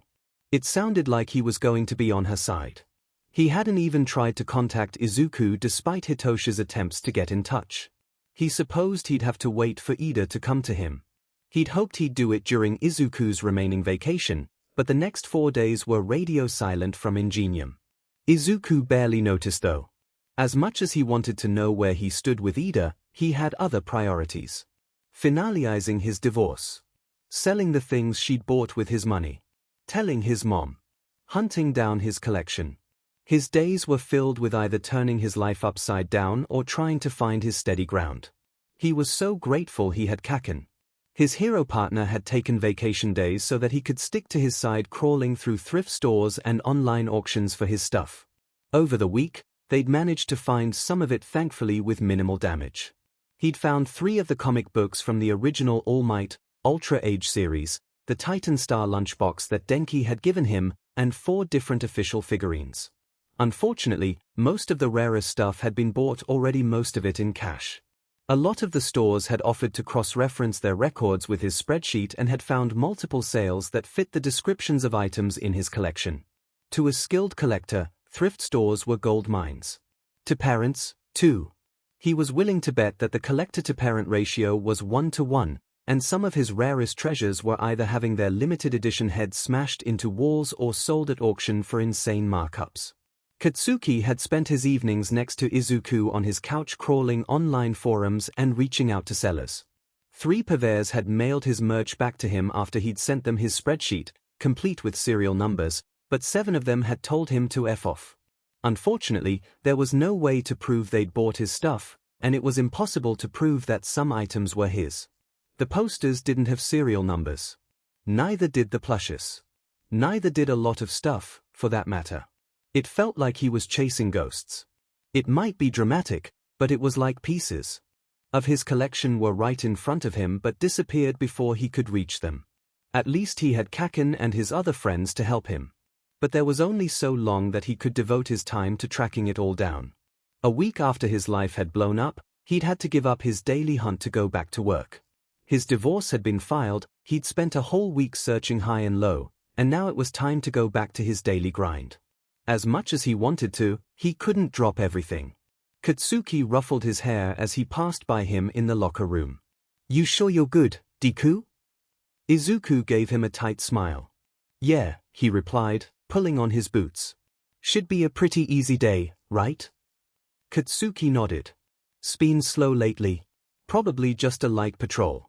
You'll probably rescue a kitten from a tree or some sheet. Maybe I should hit the training room after, he muttered, pulling on his gloves. I need to hit something. I think I'd feel better. Yeah? Want a spa? Katsuki offered. It's been a fucking month. Izuku gave him a tight smile, tense, but grateful. Sure, if you're up for it. I'm surprised you're not sick of me by now, he admitted. Katsuki socked him on the shoulder. You're my partner for a reason, fuckhead. If I couldn't tolerate you, I'd just kill you. Sure, you would, Izuku replied, completely sarcastic. Katsuki socked him again for good measure. F you, he replied. I'm heading out. Call if you need backup. And do it before you're bleeding out. It's literally been years since I've done that, he said, cross. Katsuki shrugged, walking toward the door. You're a dumbass. It takes time and shit tons of repetition for lessons to stick. Mean, he called after him. You like it? Katsuki barked back just before the door closed. Izuku sighed when he left. It felt like Katsuki's presence was the only source of spark these days. He knew it wouldn't last forever, but Kaken made the sharp edges of his shattered life feel smoother. Less painful. Sighing, he walked out of the locker room and made his way to his patrol route. As soon as he walked out of his agency's doors, he was met with a massive fragrance ad on the side of a city bus. It featured his now ex-wife in lingerie, smiling sweetly at the camera. And from there, it only got worse. It felt like he was surrounded. Everywhere he went, there was some reminder of either Okako or his collection, and it had him on edge all day. Despite only being top 50, Okako was popular in the fashion world, coming off as cute and relatable. She had her fair share of ad campaigns and sponsorships, so her image could be found modeling on 6 out of 10 city blocks and 3 out of 10 buses. He did his best to ignore them, focusing on the people around him instead. Today seemed to be an off day. Instead of swarming him, people were giving him a wider berth. He didn't mind. It was actually kind of refreshing. He ducked into an alley to take a deep breath at one point. He'd passed a stand selling knockoff merch posters. They'd had a copy of Night Eye's All Might poster, and his stomach had twisted miserably. When he'd emerged, he'd resumed his patrol, passing another thrift shop. He restrained himself from calling dispatch for a break to go in and search. How are you doing, dork? Katsuki's voice came in over comms in the middle of his lunch break. He was huddled on a roof eating steam buns he'd picked up on patrol. The owner had been unusually terse, shoving the box of buns in his direction with a grunted, "Here," and saying nothing else. He knew her younger brother had been having health problems. He hoped he was okay. Fine, he replied. Eating. It better be nutritious or I'm gonna kick your butt, Katsuki barked. Promises, promises, he sighed. Hell yeah, it's a promise, Katsuki said. When have I ever backed down from kicking your butt? That was a fair point.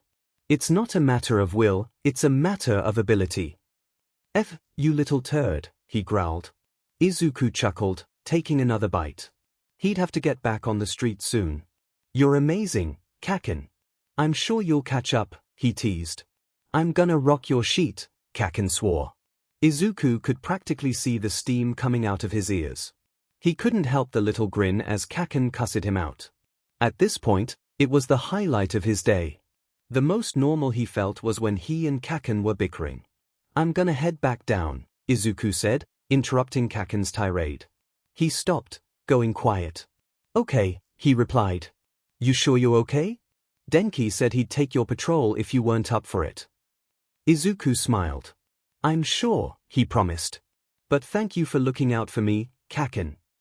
What the F else are partners for, shithead, he grumbled. Still. You're the best. I effing know that. He checked his phone before he scaled his way back down the building. There were some texts from friends checking in on him. There were also a few messages from his PR team, asking for details of his divorce ASAP.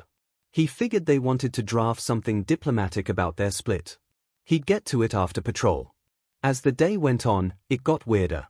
He pulled a civilian out of the way of an oncoming car, and she yanked out of his grip as soon as they were back on the sidewalk.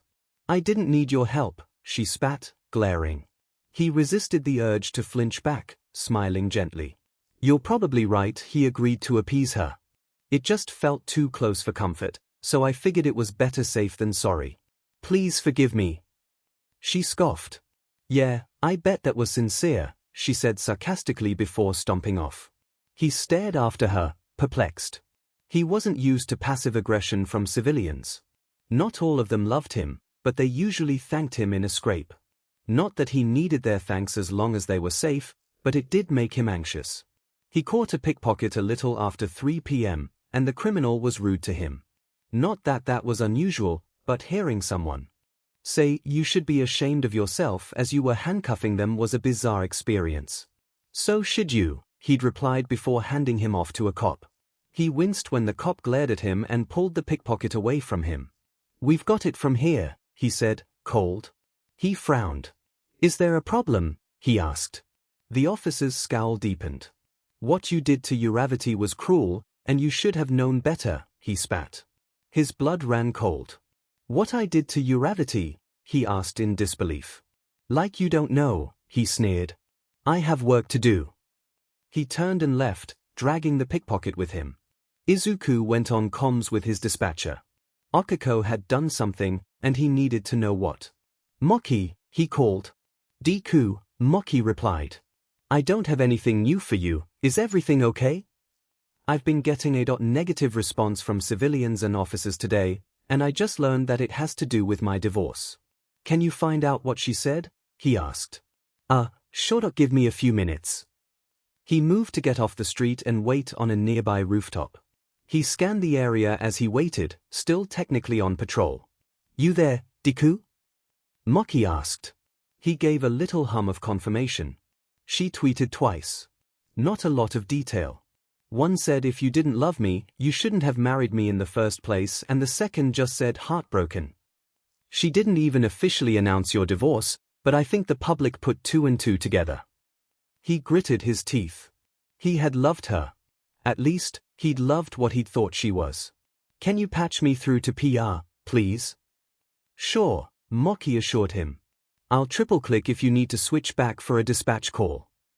The relief in his PR team's voices when they picked up the call made his stomach sink. If they were this glad to get his input, that must mean the backlash must be bad. They were scrambling for a way to reply that didn't sound defensive, which was difficult because his choice to take the high road meant that Okiko had gotten the first word. He was glad they'd had the foresight to tell their agency staff the basics of what had happened. In his agency, at least, everyone was supportive. Outside of his agency, Okiko's fans had been gaining momentum all day. Her tweets had been vague, and it had led to sheet tons of baseless theorizing that people were somehow choosing to take as gospel truth. "For the time being, we'd recommend finishing your patrol off the streets," one of them said. "At least until we've come up with something to say." "That would be hiding," he replied. "And hiding implies that I've done something wrong when I haven't." He returned to street level and continued his patrol. This time, though, he didn't plaster on his hero smile. They thought he was unaffected? He wasn't. And if they wanted him to show that, he would. It would be easier on him that way, anyway. Moki came over through his comms an hour later. "Your PR team released a statement for you," he said. "Thanks, Moki." He fished out his phone and read it, satisfied with the earnest but diplomatic tone. Most notably, he was pleased with how his quote at the end came off. "I wasn't aware that Uravati had spoken on the matter, so I'm sorry to the people who have expressed disappointment and received unsatisfying replies. I love her, but not through infidelity. She broke my trust. While I'm sure I'll eventually forgive her, I'll never be able to trust her again, and that's not a marriage I can be a part of. Thank you for understanding and respecting my privacy." It was succinct, truthful but non-invasive, and showed that he was unwilling to slander her. He had no idea how well the statement would land, and he probably wouldn't really find out until tomorrow. His patrol was nearly over, so except for social media, he'd be flying blind. And social media was always meaner than the real world. He'd learned that the hard way. On his route back to the agency, he was more aware of the whispers and stares that followed him. He knew at this point they'd be split, half believing his statement, the other half saying he only wanted to save face. He didn't care. He'd said what he needed to. He was hurting, and he didn't owe that pain to anyone. He was allowed to heal in his own way. He wouldn't make his broken heart a spectacle. He didn't need to pass around the pieces for it to be real. People would think what they thought, and all he could do was be honest and kind. That had been true when he was a quirkless child, and it was true now. He made his way back, jaw stiff and eyes blank. He saw reporters in his periphery more than once. 2 actually approached him, asking for quotes. He turned them away as politely as he could. "Heard you had a shit day," Kaken's voice came from behind him. He was only halfway back. "Shoulda told me." Izuku shrugged.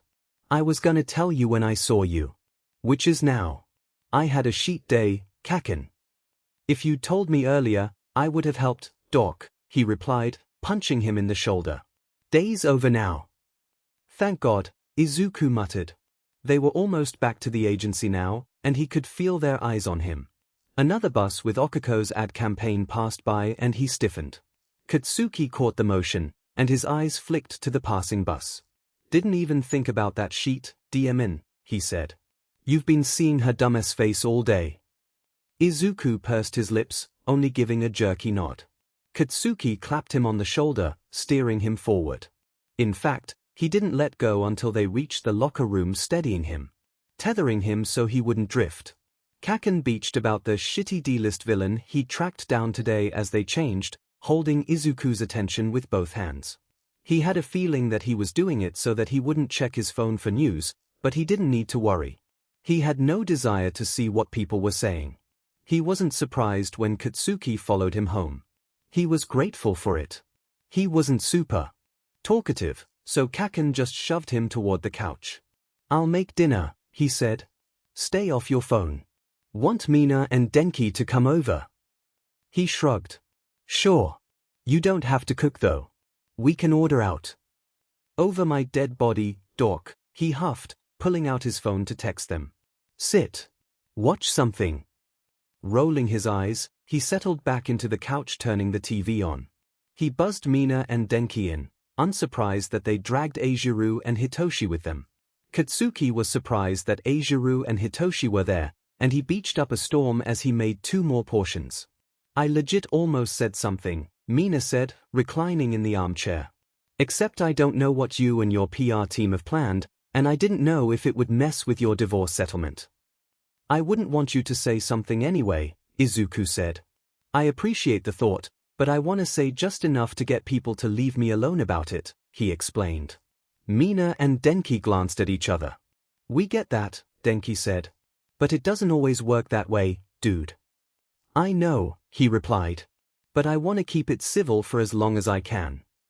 They didn't look jazzed about the idea, but Kaken came through telling them he'd already tried to change his mind with no success. And if Kaken couldn't change his mind, almost nothing else could. He was glad to have them there. Once they stopped talking about Okuko and started talking about their days, everything felt a little lighter. Then, they watched movies until Eijiro fell asleep on the couch. It felt like being back in the dorms again. Like they were young and carefree, and like he wasn't miserable because in this moment he wasn't. In this moment, pressed up against Katsuki on one side and Mina on the other, while Eijiro snored and the All Might, Lost in Space movie played in the background, he wasn't miserable. And he wasn't miserable when everyone left, but Katsuki asked to stay in the guest room. "Of course, you can stay," Izuku replied, rolling his eyes. "You've stayed over the last 2 days, why would today be any different?" Katsuki shrugged. "Today was shittier. And you had to deal with more people today than yesterday. Social fatigue is real shit. Just take the guest room, Kaken. You need something to sleep in?" "Nah, I'm good," he replied. That tracked, since he usually slept in a tank top and boxers. "Go to bed, Doc. We skipped our spa today, but I'm gonna kick your butt in the morning." "You keep saying that," he said wistfully. "But you haven't kicked my butt in years. Maybe you don't want to kick my butt. It's okay, Kaken. You can admit it." Katsuki leveled him with a glare. If you weren't going through a straight-up divorce, I'd kick your butt right here. His lips twitched in amusement. Thanks for being so generous. Good night, Kaken.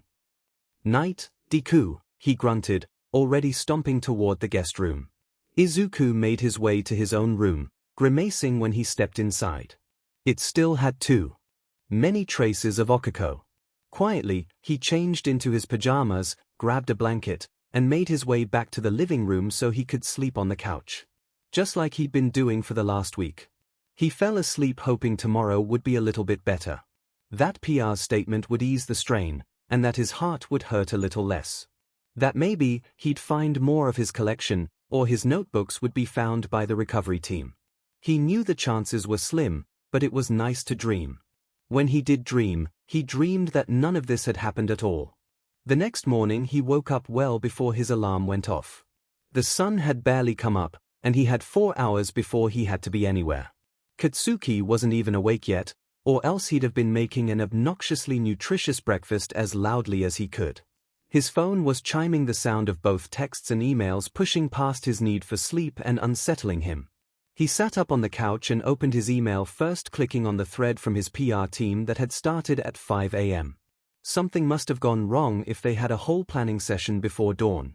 He scanned the parts where they requested they call them when he woke and that he take a town car instead of walking. Then he saw the attached article, and he knew that Okiko had made her next move. It was titled Hero Deku Divorces Uravity Over Toys. He felt numb. He sat on his couch and stared at the headline, eyes tearing and stomach churning, but barely registering it. He was just so tired. Every time he thought he'd made some kind of progress, she was there. And he still wasn't sure if he was entirely in the right. His collection meant a lot to him. His notebooks were important. She'd been dishonest about using his money. Kaken, most of his friends, actually were insisting that she was in the wrong.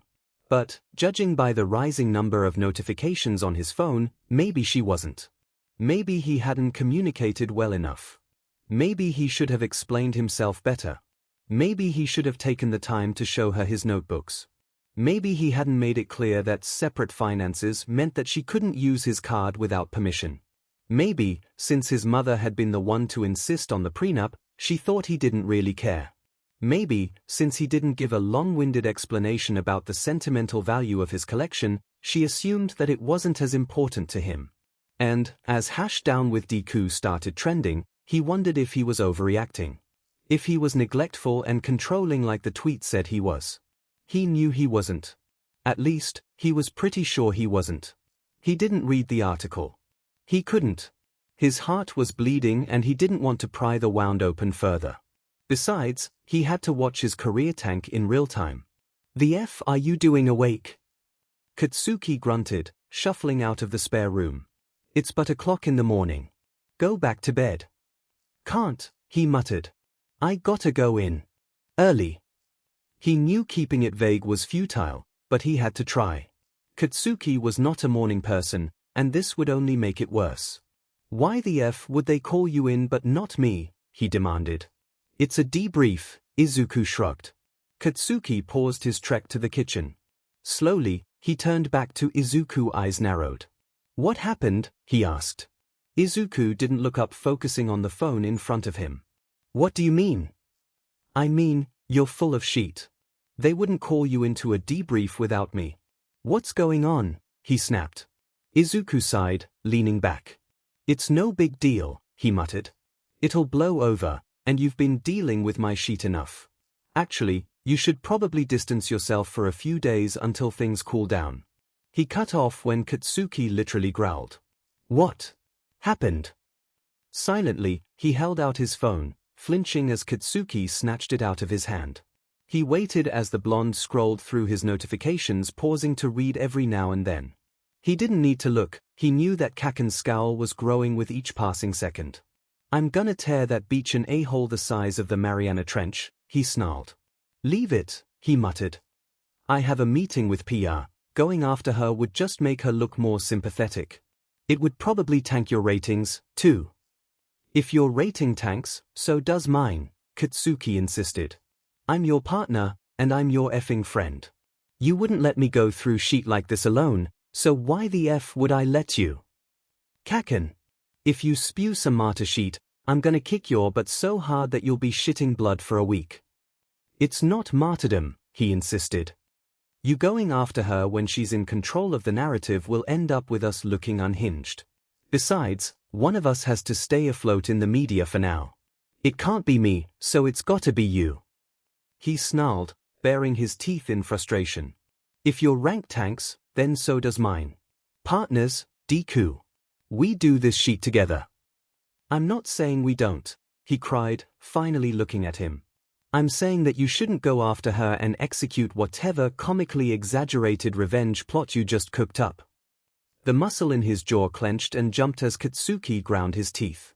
She's a selfish, lying thief. Completely self-serving. She screwed you over, and now she's making herself out to be the victim because she's lying in a bed that she effing made. She keeps effing hurting you, and you can't expect me to let her. Izuku's eyes roved over him from the clench of his fists to the set of his shoulders. The care in his eyes. There was a time when he would have taken Katsuki to a doctor if he'd behaved this protectively. They'd come so far. The notion that Katsuki would tank his ranking just to stand in solidarity was insane to him. He was grateful for the thought. But he couldn't let it happen. I'm not gonna let her steamroll me, he promised. I'm going to talk it through with PR. You can come with, if you want. But retaliation won't make it better. It absolutely would, he yelled. She's painting you as some deranged man-child. People can't know what's in the notebooks, Kaken. Villains would go looking for them. I can't speak up about the damage she caused without causing more. That's the only saving grace in the narrative that she put out there, he snapped. If I retaliate about the collection or her shopping bill, I'm feeding into all the shit she apparently said. She got the microphone first. Anything I say is gonna sound like I'm covering my butt. You know how this works. There was a mulish set to Katsuki's jaw, but they both knew Izuku was right. Fucking fine, he growled. We'll go to the stupid PR meeting. After you eat breakfast. You don't have to. If I see you even look at a effing granola bar, I'm gonna choke you with it, Katsuki warned. He tossed Izuku's phone on the couch before turning toward the kitchen. I'm making you a effing omelette. Call for the town car, it'll be done by the time it gets here. Izuku sighed, picking up the phone and finally dialing the agency. His assistant picked up, cooing and fretting. He asked her to send the town car, assuring her that he was fine. He could hear Katsuki cursing up a storm in his kitchen, and despite everything, Izuku found himself very grateful for the people around him who believed in him. Who fought for him. Carl be here in 20, he called toward the kitchen. Get dressed then, dork. We can eat on the go, Kaken called back. He went without complaint, hoisting himself off the couch and traipsing back toward his room. His room that was half empty. The gaps on the walls and empty spaces on the dresser felt just as bad as when the space was filled with Okiko's things. Not nearly as bad as the empty room that used to house his collection, though. Maybe that was the real hurt. He had been hollowed out, his heart and his home violated by the person he trusted them with. How could he ever trust someone like that again? He got ready quickly, slipping into jeans and a sweater, pulling a baseball cap over his curls. He slipped into the bathroom, washing his face and brushing his teeth. He went back into the living room and found Katsuki waiting for him at the door, Tupperware and forks in hand. Wear a mask, too, he grunted, slipping his shoes on. It's pretty early, but you're recognizable. They're gonna know it's me if you're there, Izuku muttered, putting his shoes on, too. Maybe we should stagger arrivals. No, Katsuki snapped. I'm not letting you out of my sight while people are being shitty. I'm gonna have to patrol, he replied dryly. I can't be with you the whole day. Bet you an entire month's paperwork that PR's gonna tell you to take a desk. Bet you an entire month's paperwork that I'm not gonna do it, he retorted. They're not the boss of me. He couldn't help but relax at the reluctant smile that tugged at the corners of Katsuki's mouth. What's the fucking point of hiring PR? If we're not gonna listen to them, dork. I never said I wouldn't listen. I just didn't guarantee that I'd comply, he shrugged. The car was outside, honking to catch their attention. You can't judge me, you don't obey them, either. That's because they tell me to do stupid shit, like stop swearing, Katsuki scoffed, yanking the door open. This is completely different.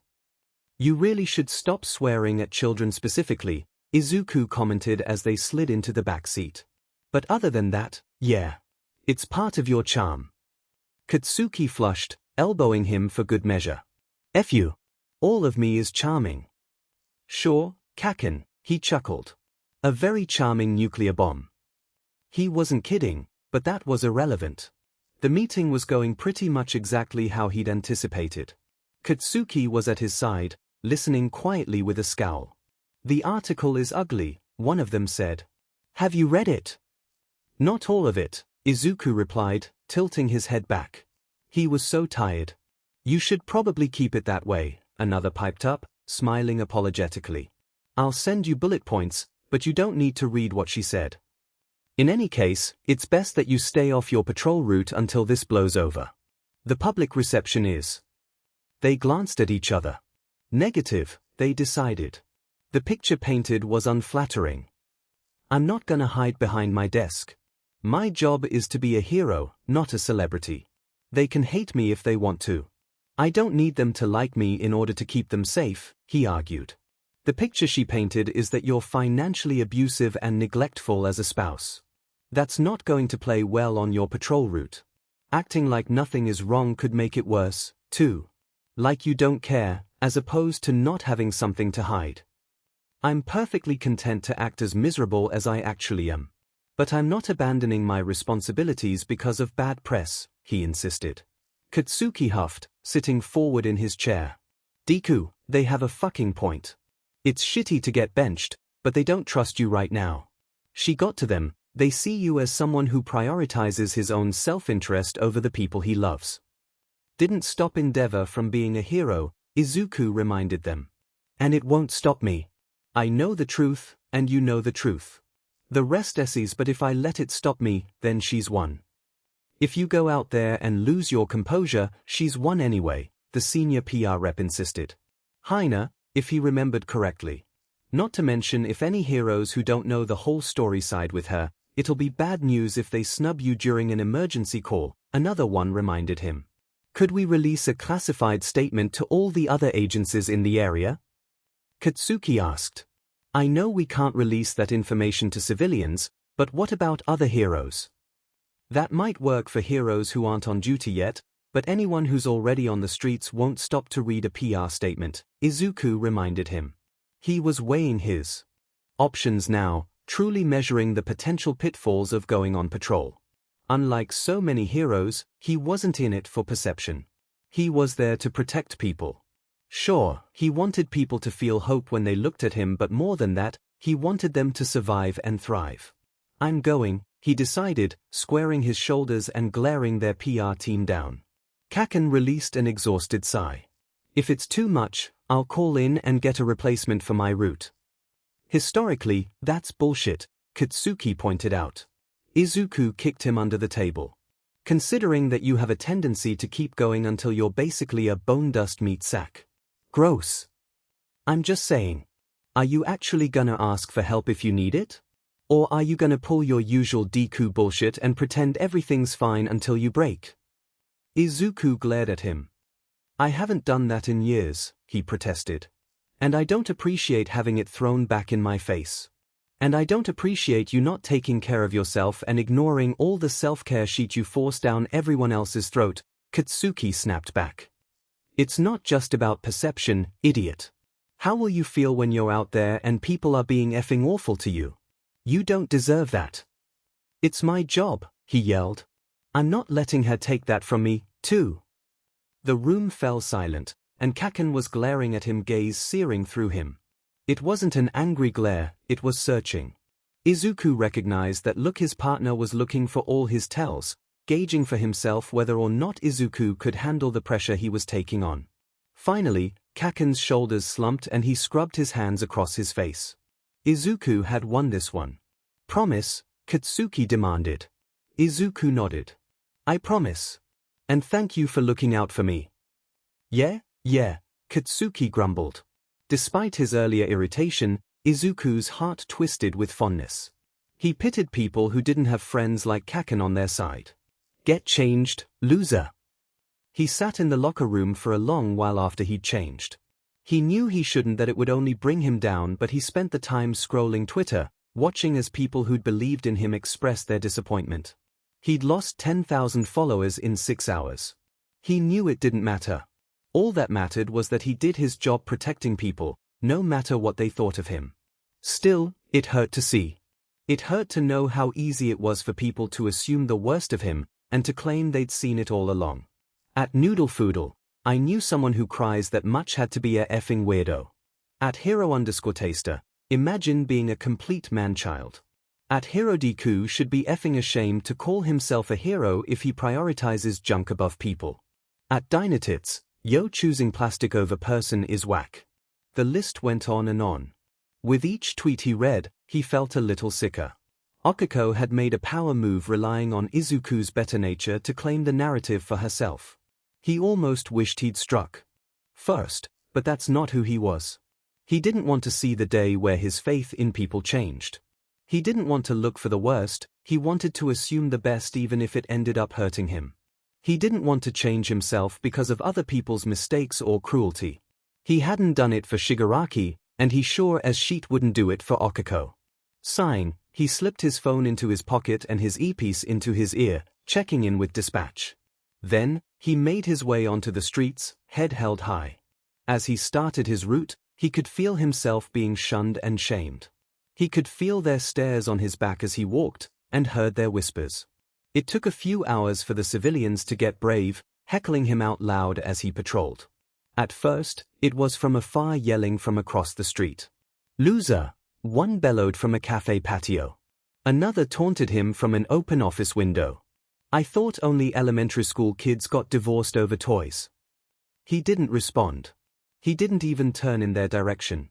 He pretended not to hear the two women loudly gossiping about how sorry they felt for Uravity, who had a spouse that was so tight-fisted that he sold her belongings when he didn't approve. The irony. On 2 pro-hero salaries, she scoffed. What's his problem? Why are his expensive hobbies okay but not hers? Millions on tacky crap that probably cluttered their whole house, her friend agreed, looking directly at him. He could feel her glare on the side of his face. At least those toys probably went to kids who actually need them. He's so petty. You'd never guess from the way he acts, the first woman sighed. Serves us all right for being fooled by that do-gooder routine. Nobody's that nice unless they are hiding something. His jaw clenched, but he didn't say anything, continuing his patrol. He didn't need them to like him. He didn't even need them to be polite. He just needed them to be safe. He repeated the mantra in his head, even as his heart bled freely. Keep them safe, keep them safe, keep them safe. His first dispatch call was at 10 a.m. A car chase 3 blocks over with a villain who created illusions. He leapt across rooftops to arrive on the scene, arriving just in time to yank 2 civilians out of the way, before dashing after the car and grabbing it by the rear bumper, stopping it in its tracks.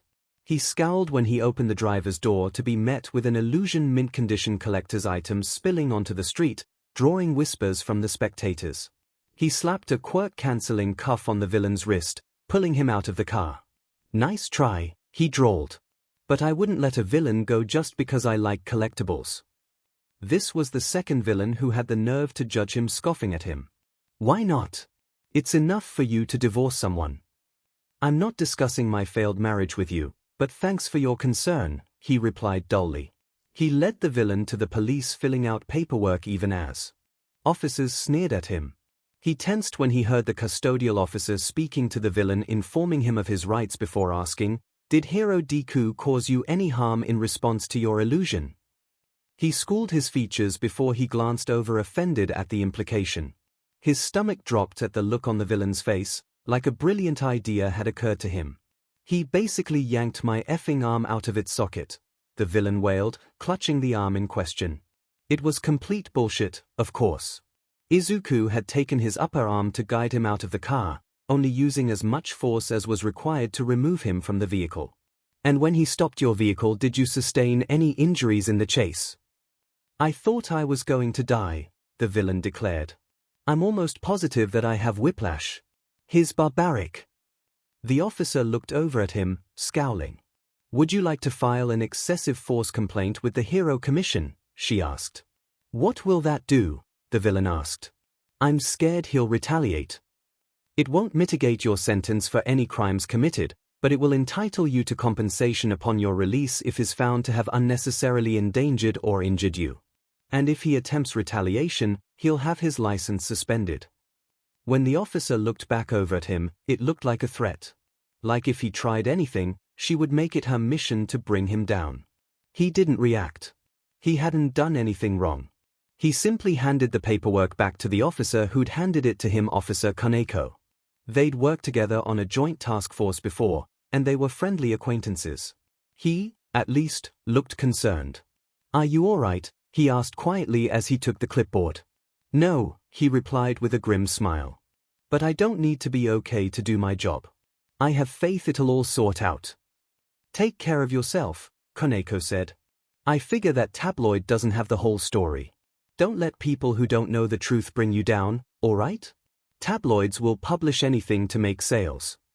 He smiled, thin and tired. Thanks, Kaneko, he replied. I'm just hoping it'll blow over.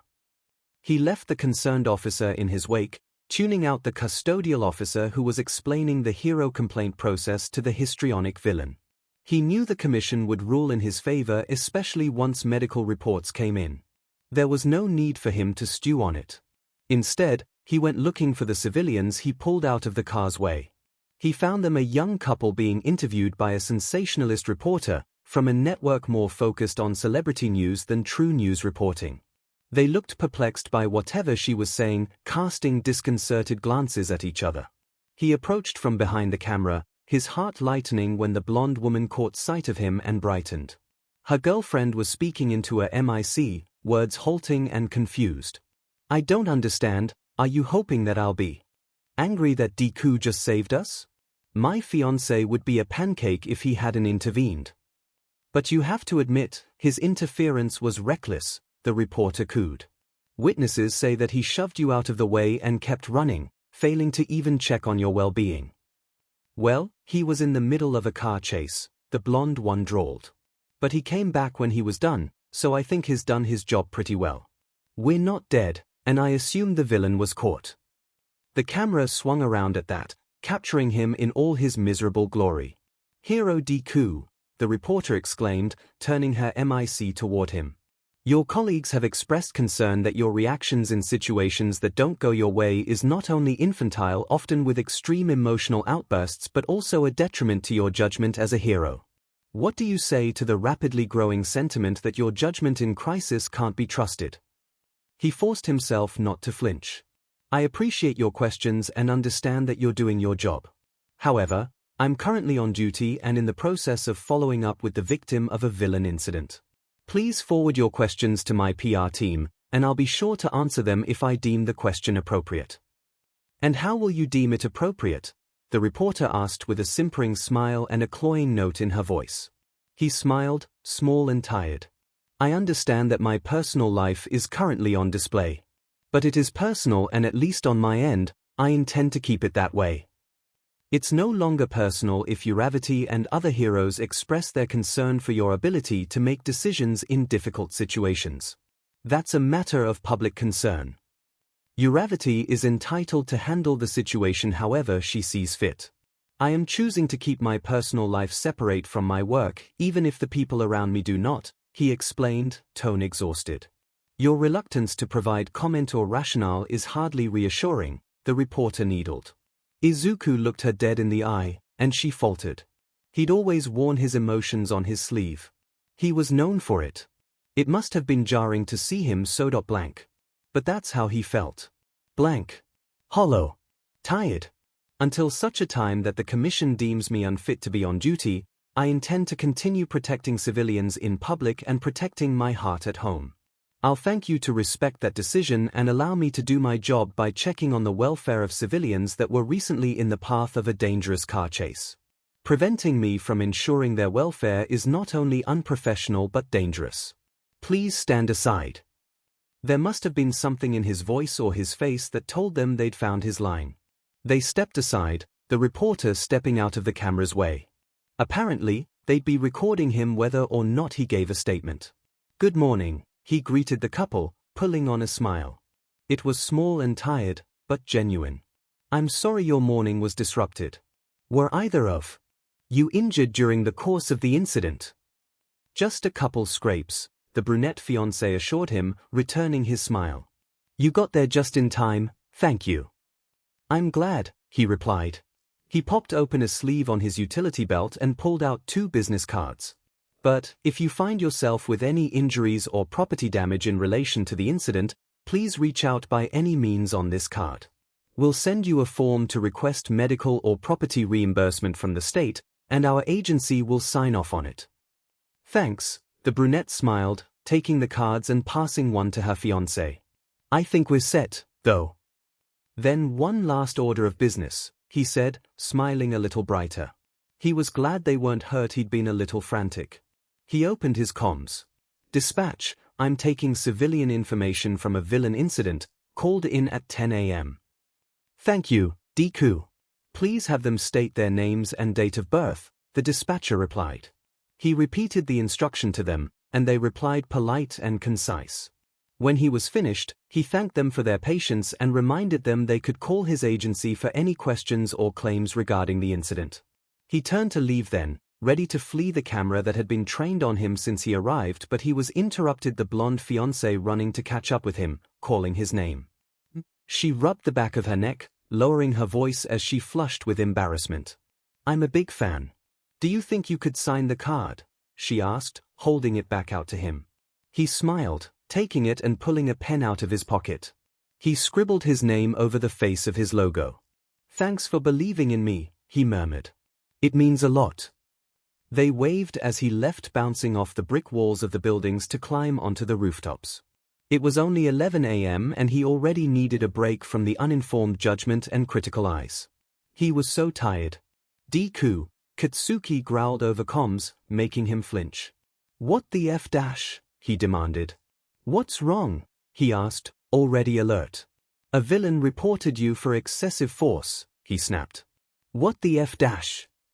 "I didn't," he shrugged, sitting on the building's ledge and peering down at the street, scanning for trouble while he took a breath. "Street footage and cop cams will show that. As will his medical records. It's not ideal, but he has the right to file a complaint." "Not if the complaint is bullshit, nerd," he snapped. "Filing a false claim is fraud and he'll be punished for it accordingly," he replied. "I'm more worried about the fact that the custodial officer is the one who suggested it." The line went worryingly silent. "Come the F again?" Katsuki growled, low and furious. "She's probably one of Okuko's more intense fans. Either that, or she's been in a similar situation and she's projecting her experience onto me. Either way, she clearly had a problem with me," he sighed. They'd had a month of classes with the business course at UA, largely covering media psychology. It was a move UA made to teach their rising heroes the importance of PR in their careers. He never thought he'd end up using it like this. "That's completely effed, Deku. Maybe you should head back and lie low until PR gets the memo out to other agencies and local precincts." "I'm still fine," he replied, somehow lying and not lying at the same time. "It's Seekus, but I'm managing." "If it were me, you'd tell me not to work until I break down, idiot," he snapped. "You'd tell me to take time to heal and take time getting into my usual sheet."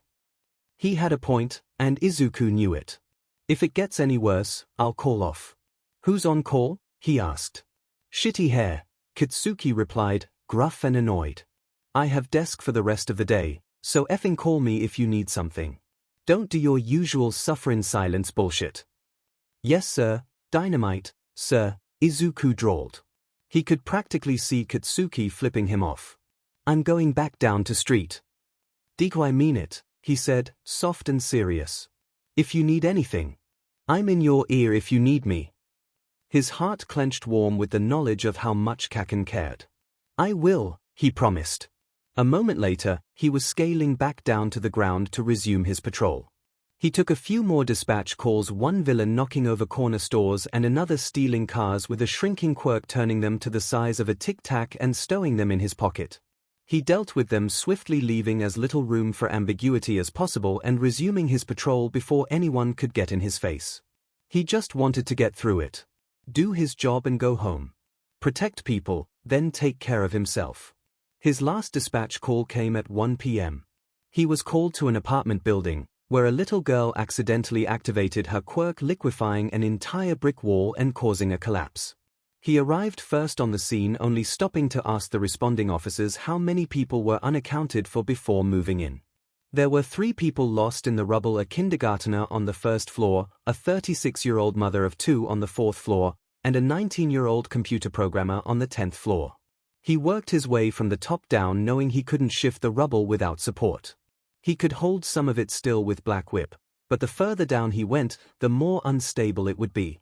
He managed to pull the engineer out of the wreckage by himself, floating above the rubble and pulling concrete and brick away piece by agonizing piece. By the time he got to the mom on the 4th floor, Shiozaki had shown up, uncommonly terse but shoring up the rubble with thick, sturdy vines. With her help, he managed to enter the building, sifting through the unstable structure to look for the mom.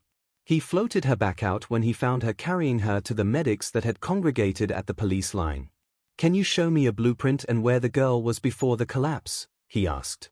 The officer didn't reply, blank-faced, as he pulled out a tablet and swiped to a floor plan of the building, marking out where the girl's apartment was.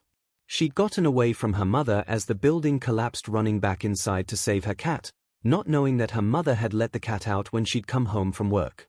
"Shiozaki," he called, approaching her. "Do you still have those pulse beacons? I can go in and tell you where to stabilize." She didn't reply, cold and disapproving, as she dug through her pocket and pushed a handful of dime-sized discs into his hand. He'd forgotten that Shiozaki was religious. He was pretty sure she disapproved of divorce entirely. Though she seemed at ease with the LGBTQ+ community, so he wasn't sure where she drew the line. A thought experiment for another time. He gave her an uncomfortable nod before getting to work, pulling his mask up and entering the building again. He placed the pulse beacons carefully as he descended slowly, making his way to the mostly collapsed 1st floor. He knew the girl was alive thanks to thermal scans. He just had to keep her that way. He finally reached their apartment, and he could hear her calling for help in a raspy voice.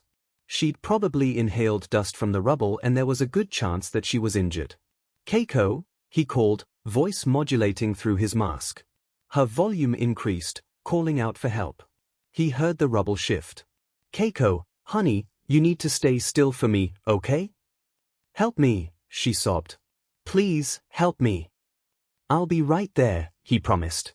He placed another beacon, waiting for Shiozaki's vines to snake up through the ground and form a support pillar.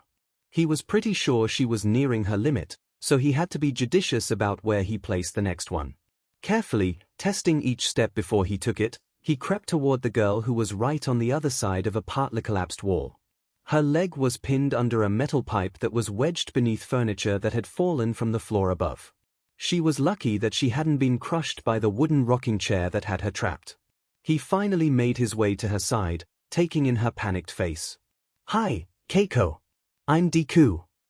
She looked up at him with wide, teary eyes, her face covered in dust and hair flaked with debris.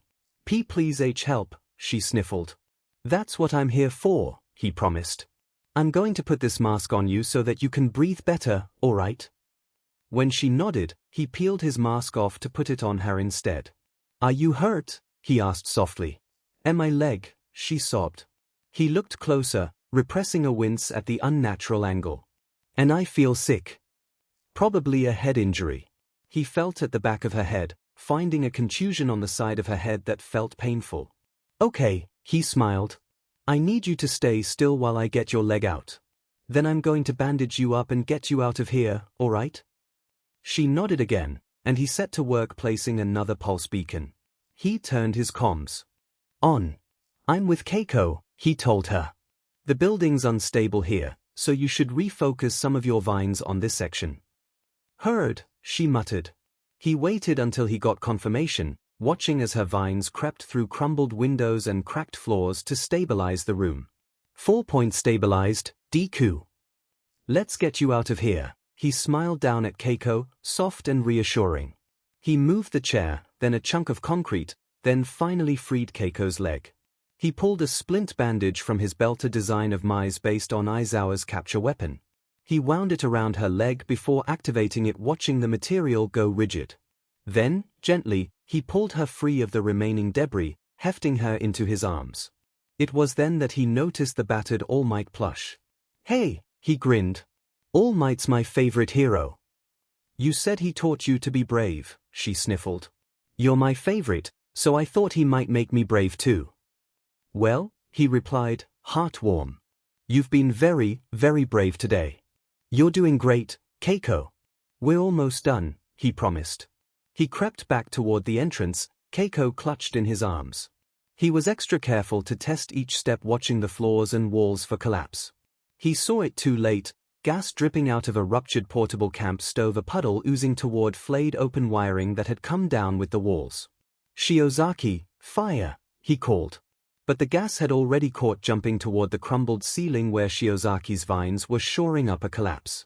She screeched in pain over comms, ripping her vines back on impulse, and Izuku's heart raced as the ceiling started to cave in. He shifted Keiko in his arms to shield her, but the rubble came down too fast, concrete support smashing into his side and knocking him to the ground. His stomach dropped as her head hit the floor and concrete crashed into her arm.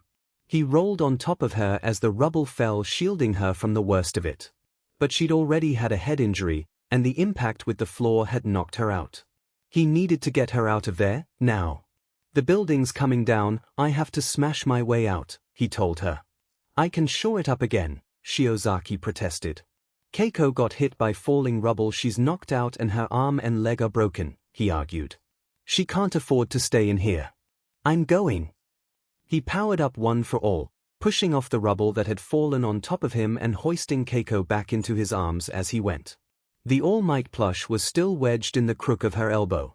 He didn't want to cause harm to the cops or medics outside, let alone to any civilians, so he made his decision, focusing 10% punches at the crumbling walls as he forced his way toward the street, feet catching on cracks in the floor and body buffeted by fallen debris.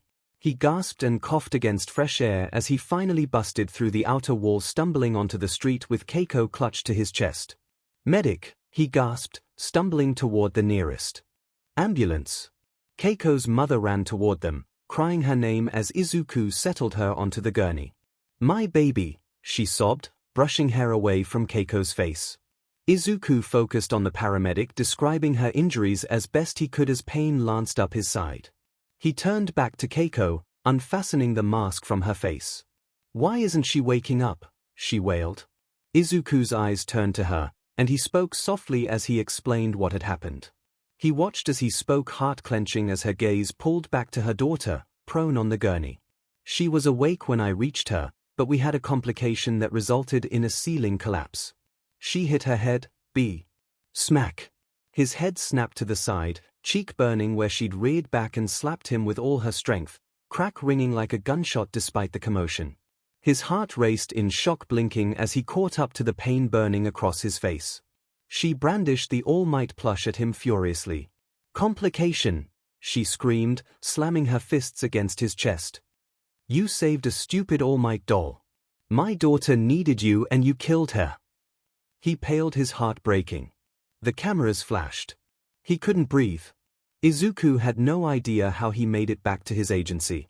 His cheek was still throbbing. He felt despondent. He knew a first responder had stepped between him and the mother, ushering her back so that she could join her daughter in the ambulance. He could still hear and see the clicks and flashes as the cameras as he stood there in shock, staring after the ambulance as it drove away. Keiko's mother had seen the All Might doll and assumed that he'd chosen hero merch over her living, breathing daughter, even though it was her daughter's doll. That's what he'd become in the eyes of the masses he served. A callous, heartless false hero who valued material above life. It would be a miracle if his career survived. What kind of hero could he be if the public didn't trust him? He felt himself being pulled, someone grasping his arm and tugging him toward an agency town car. Someone must have called it for him. He was grateful. He'd been frozen to the spot since she'd slapped him. Okako was efficient. One article and a few tweets were all she needed to destroy public faith in him. There might be a few holdouts including Keiko herself, but for the most part, he knew, without a miracle, he'd never have their trust again. He felt sick. The kind of sick where his stomach felt like a rock, palms clammy and legs unstable. It felt like one of his night terrors, the kind where you couldn't move as you watched your worst fears take hold of you. His breath was stuck in his chest. Deku, someone called. He blinked down at the sidekick in front of him. She was holding out an ice pack. His cheek throbbed. Keiko's mom hit hard. Yeah, he uttered. When you're ready, PR is waiting for you in the conference room. And Shiozaki is waiting for you in the lobby. She wanted to make sure you were okay. He swallowed. Thickly. Is she the one who brought me back? He asked. Indium nodded. There were other rescue heroes on the scene by then, and she's the one who was there during the incident. She wanted to come with you in case PR wanted her to make a statement. Because Keiko's mom had declared that he had killed her daughter on national television. I'll talk to her first, he muttered, gratefully accepting the ice pack and pressing it to his cheek. Why don't you go to your office, sir? I'll send her up, she suggested. When he sent her a questioning glance, she shifted. There are reporters at the doors, she admitted. He was so tired. All right, he agreed. He made his way to his office, reaching up to his ear to turn comms back on. Midobro. What's up, man? Ajaru's voice echoed into his ear. He was so cheery and optimistic Izuku hated bringing him down. But Ajaru was the one on call. He swallowed. I need to bow off my patrol. You're on call, can you pick it up? He asked. There was a dull note to his tone that even he could hear. Of course, dude, he agreed, sounding more alert. Did something happen? Things went wrong at my last dispatch, he explained. A kid got hurt, and with the bad press it just ended up worse. I don't think it's a good idea for me to, he hiccuped against a sob, surprising himself. He didn't usually cry when he felt this empty. I don't think it's a good idea for me to work right now. Hey, no sweat dude. I'll call in to dispatch and get started, you just take it easy. Izuku swallowed past the lump in his throat. Thanks, EI. Sure. But Mido, you should call Bakubro. He wants to be there for you, alright? Izuku nodded, then realized EI couldn't see him. Yeah, here's my next call. I promised him I would, he murmured. His gut twisted. Kaken was his partner. There was no way Izuku's downfall would be good for his image. Good. We're here for you, Izuku. We'll figure it out. So many of his friends were so good. So supportive. But there was a fear he couldn't shake that he'd drag them down with him. Thanks, EI, he replied. I'll talk to you later. There was a silence over comms before EI murmured a quiet, okay, back to him. Everyone could tell he was off his game. He called Katsuki next. Nerd. Katsuki greeted him as soon as Izuku tuned to his frequency, tone intentionally casual. What's up? I'm calling off patrol, he replied dully. Just wanted to let you know. What happened? He demanded. You were fighting me on that sheet less than 2 hours ago. I saved a girl from a building collapse, he explained, making his way to his office at a near-sluggish pace. She was holding onto an All Might plush when I found her. She got knocked out, and her mom thought I stopped to save the plush. What the F dash? Kaken snarled. She slapped me, he uttered, heart crumpling in his chest. They don't trust me anymore, Kaken. I'm coming in. Finish your patrol, he disagreed. I'll be here when you get back. F it, he scoffed. I'm not protecting these sheets while they're being ungrateful. Kaken, he sighed, trying to find the energy to scold him. This is what we do. Don't screw your image just because mine is tanking. One of us needs to stay afloat. We're effing partners, he snapped. I want to be there to figure out what the F happens next. Izuku grit his teeth.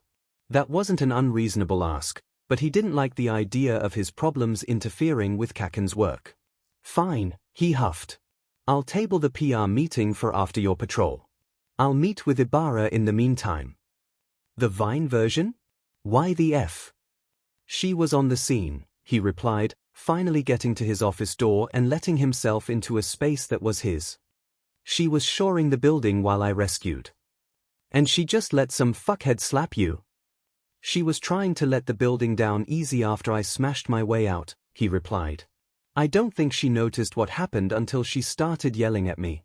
And I'm pretty sure she's the one who called the agency to send a car for me. I kinda zoned out. Christ on a effing cracker, Katsuki grumbled. Alright, fine. I'll finish my patrol. I have 2 hours left. Don't make any decisions without me, nerd. Fine, he muttered. Ibarra poked her head in through the door, and he waved her in. I'll talk to you later, Kaken. I'm serious, nerd. Wait for me and we'll work shit out. Yeah, fine, he sighed. I'll just do paperwork until you get here. I'm sure PR wants some time to come up with options anyway. Good. I'll be back soon, Deku.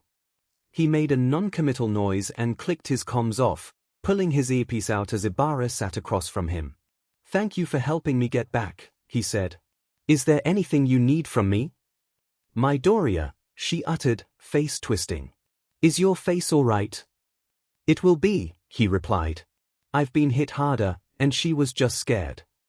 Still, to imply that you would. It's fine, he interrupted. I know it's not true, and hopefully my peers do, too. No matter what they think of how I handle my personal life. She flinched. I may not approve of your choices, but I don't believe your personal life should damage your professional prospects. We both know that's not how it works, he smiled tightly. And respectfully, your opinion of my personal life isn't my problem. I have enough problems of my own. My agency called me to fill you in on the memo your team sent while I was in the lobby, she replied. I hope we can work together more smoothly next time I'm in the field, he said. Her eyes searched his. I'm sorry you're going through a hard time, she told him. You're a strong hero, and I behaved poorly today. You've regularly demonstrated good judgment in a crisis. Thank you, he replied stiffly. The implication that he didn't demonstrate good judgment in his personal life was loud. If you need me to, I'd be happy to release a statement or interview regarding today's rescue, she continued. To clarify what happened. He nodded. That would probably be helpful, but you should talk to my PR team and yours. I don't want to drag any other heroes down. She frowned at him, hesitating as she considered how to respond. I'll stop in on their meeting on my way out, she finally agreed. I haven't seen how the media has been covering the incident, but I don't think it will be favorable. I'd like to help. I appreciate it, he smiled at her again, but it didn't reach his eyes or his voice. But don't do it at the cost of your own image. There are details I'm not at liberty to reveal right now. Sensitive information that's at risk because of Okuko's poor judgment. Until that's been taken care of, I can't offer my side of the story. Until then, I'm going to look bad. Her face hardened. Appearances don't matter, action does, she stated firmly. I don't let perception dictate my action. Izuku bit his tongue.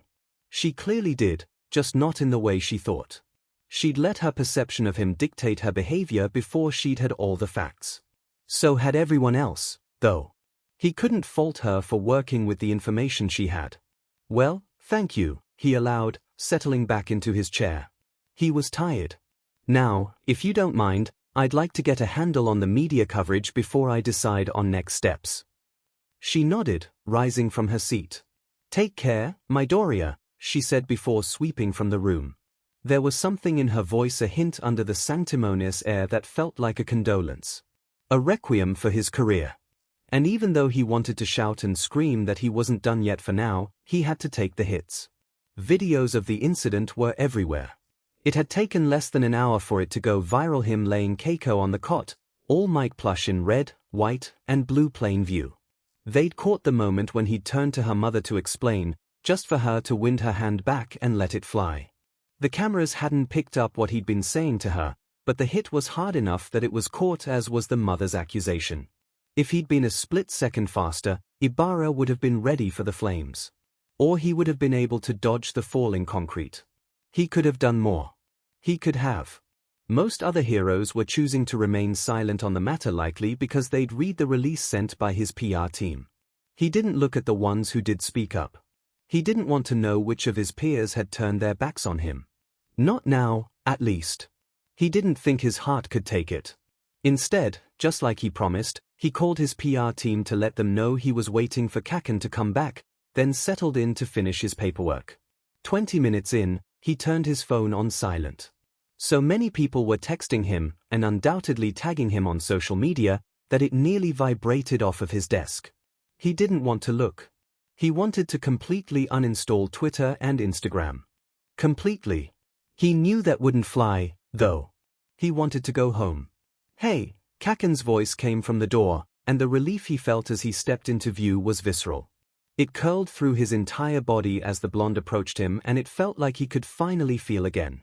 His eyes stung, and he blinked back tears. Hey, he rasped back.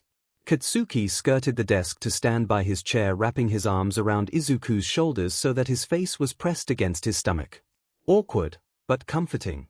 Maybe it was because Katsuki made him feel safe enough to be vulnerable. Maybe it was because Kaken was treating him so gently. Either way, the dull, hollow feeling had been overtaken by everything that he'd apparently pushed down. Fear, sadness, hurt, anger overwhelming him. He hugged at his waist, jaw clenching as he fought to stop himself from crying. What good would crying do? Katsuki was drawing circles into his shoulders with his still-gloved hands, soothing and slow. Just cry, nerd, he muttered. Let it out so we can get to work, all right? The first sob was small, more of a hiccup than anything. Then, before he knew it, he was soaking Katsuki's uniform. It wasn't loud or dramatic, the only sounds he made were gasping sobs as he tried to catch his breath. Katsuki let him run dry, rubbing his back as he broke. Katsuki was talking to him low and gruff. He could feel it more than he could hear it, steady voice rumbling through him where they were pressed together. We'll figure it out, Dork, he promised. Whatever happens, you'll be fine. I've got your back. Izuku nodded against his waist. Okay, Kaken, he sniffled. He pressed his face further into Katsuki's side, eyes squeezed shut to try to stem his tears. He just wanted to get the meeting over with. He was pretty sure he knew what he needed to do. Slowly, he unwound himself from Kaken's grip, looking up into concerned red eyes. Thanks, he croaked, getting to his feet. Kaken gave a jerky nod, slinging an arm around Izuku's shoulders. Katsuki wasn't touchy-feely by nature, but he'd been going above and beyond to give Izuku the physical contact he needed. No problem, Deku. Ready to go figure shit out? He asked. With the air of someone facing the gallows, he nodded. He let Katsuki lead him to the conference room, stomach twisting at the flustered, frustrated expressions on their team's faces. Some sidekicks were sitting in taking notes as Hana, their marketing director, spoke to them. As they entered, they caught the tail of her speech, instructing them on how to respond if asked about Izuku and his personal life. Make sure you use the word mentor if you're talking about your relationship with him. Really hone in on the fact that he does his best to help you grow and gain independence as a hero, she said. And if they try to twist it, move the narrative to say that he's pushing you out to keep the spotlight, remind them of the other successful pros that he mentored into top 50 positions, and students on the hero hopefuls watchlist like Bravery and Giza. Eri and Kota. He hadn't heard from them yet. They'd both been in his wedding. Eri had been one of Okuko's bridesmaids. She would have been in Deku's party, but Okuko had said stuff about wedding party symmetry and wanting to have Eri at the bachelorette, so he'd conceded. They'd bonded a lot during that time. You should confirm with them first, he uttered, drawing the room's attention. If they're not up for being drawn into my mess, don't pull them in. We already have, Hana assured him, smiling softly. He hated the touch of pity he found in it, but knew she meant well. What did they say? Katsuki asked. Bravery is going to come over after she's done with her hospital shift, Hana replied. There was a fairly serious disaster on the outskirts, a landslide? She's helping fix up patients that couldn't be stabilized on the scene. Could you have her check in on the girl from today? Izuku asked. I don't know how bad her head injury is. I didn't do the best job of checking on her. Well, you were distracted, Hana drawled, unimpressed by his self-deprecation. But sure. Kyoko, send a message to Bravery, please. Kyoko, an orange-haired PR intern, nodded without looking up, typing away on her laptop without even a pause. The kid'll be okay, Deku, Katsuki insisted, ushering him toward a chair. She was conscious when you found her and you got her to the paramedics as fast as you could. His right, Viridian, his newest sidekick, smiled at him. His quirk was actually quite similar to Ibarra's. He'd gotten a very attractive offer from her agency to sidekick for her. I watched the incident while I was gearing up. You kicked butt, Kaken assured him. Unfortunately, Hana sighed. Despite the incredibly efficient work you did, bad press speaks louder than good press.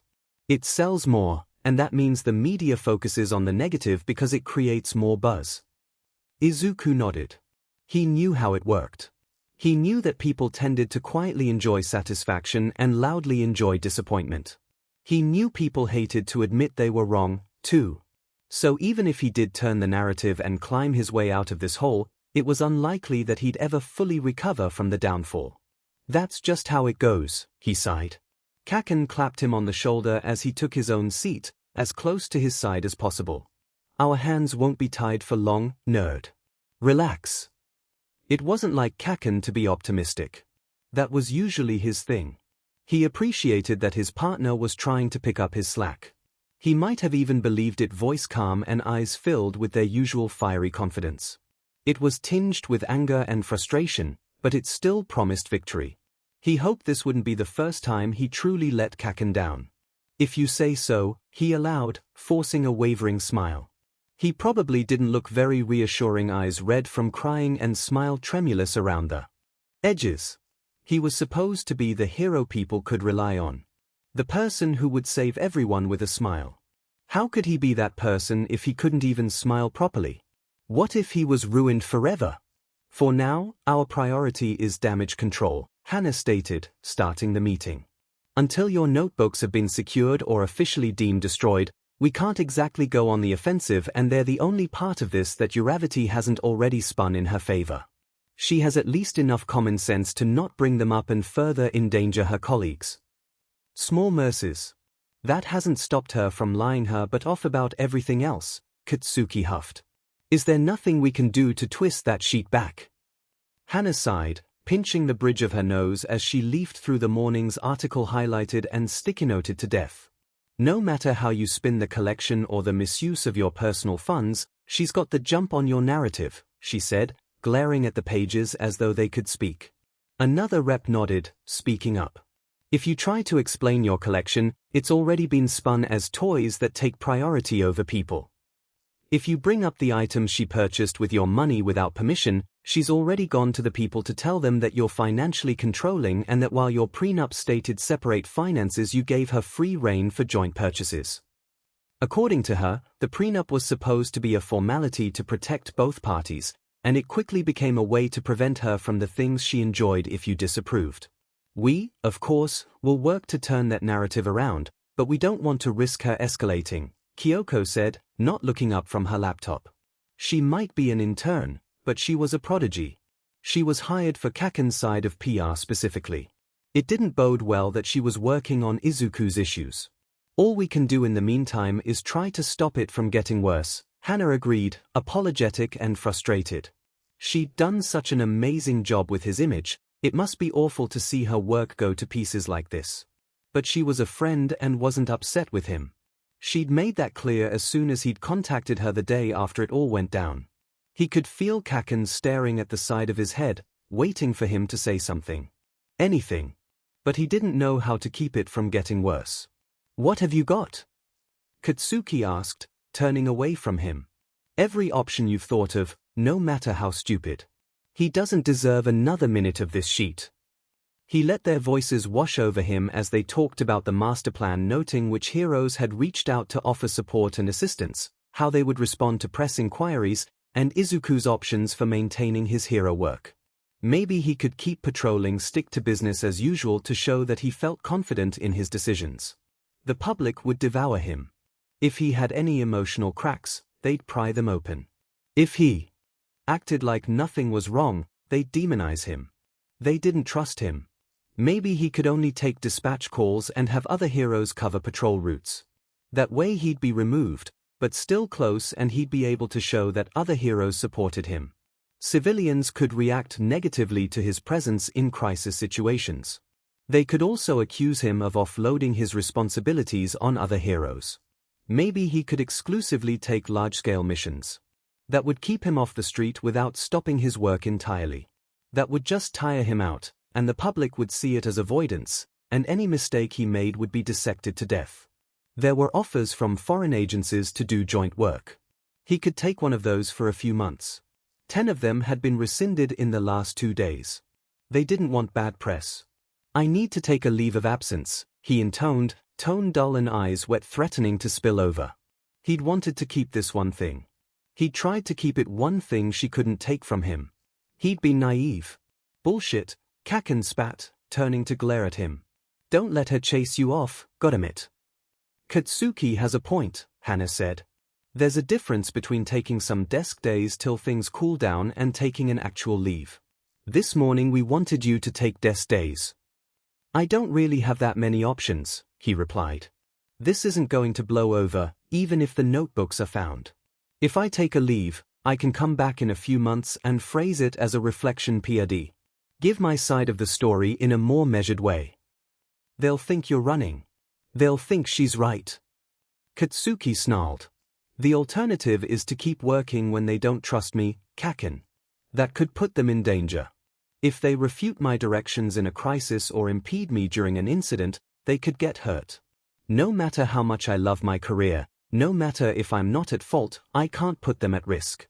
Not for my pride or feelings. I can't be a hero like this." With each word he spoke, he felt sicker. For the first time ever, he hated that he was the person who did the right thing, no matter the personal cost. "You are a hero," Katsuki snarled. "Don't let anyone tell you that you aren't. How dare you say that you effing can't." He stood, fists clenched, knocking his chair over. "I can't," he bellowed back, tears slipping down his face again. "If they don't trust me, I can't protect them. Do you know how much it effing kills me to admit that, Kaken? But right now I can't." "Don't run away," Katsuki insisted, standing to glare him down.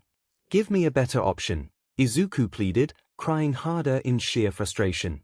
"If you can come up with something that will minimize the damage to my reputation and not put civilians at risk, that will keep me on the job, tell me." They glared at each other, and Izuku could see Kaken's distress. His jaw tensed and eased as he chewed through the options, looking for any way out of this. He could see defeat when it settled over his shoulders. "I'll go with you," he finally said, voice low and rough. "If you take a leave, I'll take it with you, Deku." "You can't," Izuku insisted. "Your rank would tank, and the agency would be finished. You've got to stay." "We're partners," Katsuki bellowed. "Which means you have to pick up the slack I can't take." Izuku yelled back. "You have to be here if I can't, Kaken. You have to." "He's right," Hannah interrupted. They fell silent but didn't look away. Katsuki's hackles raised, and Izuku knew they were in for a fight. "You can't both leave. Katsuki, Smashbang needs at least one of its title heroes. You don't have to be happy about it, but if you want the agency to survive, you can't leave if Izuku does." "I don't give a shit about the agency, I give a shit about you," Katsuki snapped, shoving at his chest. He stumbled back, landing in the chair. "We can always effing rebuild, but my job is to stick to your side, dickhead. You do the same for me. And if you asked me to stay on patrol, I would." Izuku cried. "Even if I hated it, even if I called to check in on you every 10 minutes, if you asked me to stay here and protect what we've built, I would." I hate to interrupt your fight?" Marital spat. Kyoko said, looking up from her computer for the first time since they'd entered the conference room. "But you should see this." She looked anxious as they turned to face her. In the 2 months that Kyoko had worked here, she'd managed to single-handedly clean up some of Katsuki's more ridiculous messes, including cursing out kindergartners and using his quirk to blast an old lady out of the way of an attack. She didn't shake easy. Izuku felt sick. Katsuki gripped his shoulder as she turned her laptop toward them. An Instagram reel from HeroStar pulled up, and tears burned at his eyes. "Ingenium breaks his silence" was written in bold on the cover image. His friendship with Ida was well documented. If he spoke out against Izuku, it would be a major blow not just personally, but professionally. She pressed play, and they watched as Ida took off his helmet, listening to the interviewer as she spoke. "You may have heard by now that Deku was on the scene of a building collapse." "I have," he replied curtly, face going from curious to stony. He managed to evacuate all the trapped civilians, but it seems that his own lapse in judgment got the final civilian injured, perhaps fatally. The girl's mother struck him, and accused him of prioritizing All Might merchandise found in the wreckage, he interrupted. "Yes, I had the misfortune of watching the footage before my patrol." This, on top of his divorce from Uravity, another close friend of yours, must have had some effect on you. Do you want to share any thoughts? Few heroes have been willing to divulge their opinions. Few heroes have enough information on the situation to make what they believe is an accurate impression, he told them. "I applaud them for seeking details before rushing to judgment. But what about you? You've been close to both Deku and Uravity since you started at UA." "I have," he replied, looking like he'd scared on a lemon. He took a deep breath. Izuku knew that look. One of the few critiques he'd received in their media relations courses was that he came off as robotic and sanctimonious. He was debating on how to say what was on his mind while appearing as personable and sincere. "Deku, Uravity, and I have been through a lot together. I was very supportive of their relationship, from when they started dating to the day they said their vows. I was one of Deku's groomsmen, and I was proud to be there." He took another deep breath, and Izuku felt Katsuki's hand tense on his shoulder. He held his breath, afraid that if he breathed, he would throw up. "That was before I knew what kind of person he was behind closed doors. The parts of himself that he hid, because he knew they were shameful. Until recently, I thought his passion for heroics was simply a character quirk, harmless, even if it came off as childish from time to time. But now," the interviewer prompted. There was an ugly sort of glee on her face. "Over the past few months, Uravity has informed me multiple times that Deku spends disproportionate time and money on collectibles at the detriment of their personal life and shared space. She brought it up with him, attempting to negotiate as good couples do, and was rebuffed. He wouldn't even hear it." "That effing BSTD," Katsuki hissed. His grip on Izuku's shoulder was painful at this point, but he was grateful because it was grounding. And Ida wasn't finished. Where a healthy relationship is generous, compromising, and communicative, he has bred the opposite. It may not have been her property to discard, but is being alarmingly immature with his response. To divorce someone to spurn their love for you because of material possessions is indicative of not only a lack of judgment, but a stunning lack of empathy. It's contradictory to everything I thought I knew about him. Izuku's mouth tasted like acid, and his chest ached. "He hasn't even talked to me," he uttered. "I'll effing destroy him," Katsuki spat. "Spineless robotic fucknugget." Ida continued, then cutting Katsuki off, and Izuku let out a muffled sob. "I've never been so disappointed in my life," he told the camera, quiet like it was a confession. "And what about today's incident? Do you have any light to shed on Deku's hero work in light of recent revelations?" Ida removed his glasses to pinch the bridge of his nose, like the whole thing was giving him a headache. "From what I knew of him, Deku would never prioritize anything over civilian lives. Not even his own. I don't want to speculate, because I wasn't there and didn't hear what he had to say during the incident. The fact remains, however, that Deku took the plush out of the building. He carried the girl out as well, of course, but I struggle to find a valid reason for him to have taken the doll with the building coming down." The reel ended, the Ida's disapproving moose staring at him from the screen. The room was silent, like the aftermath of a bomb. The video had almost 6,000 comments, and it hadn't even been up for an hour. Not even his PR team knew what to say right now, processing his devastation in the aftermath. Then, Katsuki moved. "Come on," he snarled, tugging Izuku up by the padding on his shoulder and dragging him to the door. "Where are what? Kaken? I'm gonna give that absolute wank stain a piece of my effing mind," he growled. Izuku could feel his palm heating up. If he's gonna spew crap, he can do it to our faces. You can't, he protested, digging his heels in. The media can't think we're going after him. And I can feel your hand heating up, Kaken, you can't attack him either. That's why you're coming with me, he retorted, practically spitting fire. You're gonna hold me back. Going to Team Ida 10 was a mistake. He knew it before they left the agency. He knew it as they got into the car. He especially knew it when they pulled up outside of Ida's agency, Kaken still fuming to be met by a sea of reporters. I can't go out there, Izuku said. All the fucking better, Katsuki sneered, reaching for the door handle. Kaken, he hissed, grabbing his arm. Katsuki glared at him, eyes burning through him. This will only make things worse. Maybe to the public, but the public already made their shitty decisions, he snapped. Glasses needs to know how effing awful he's being, and I'm gonna effing tell him. You can stay or you can come with me. But I'm effing going. This can only make things worse, Izuku warned. I want to look him in the eye when I remind him that you were his first effing friend, Katsuki sneered.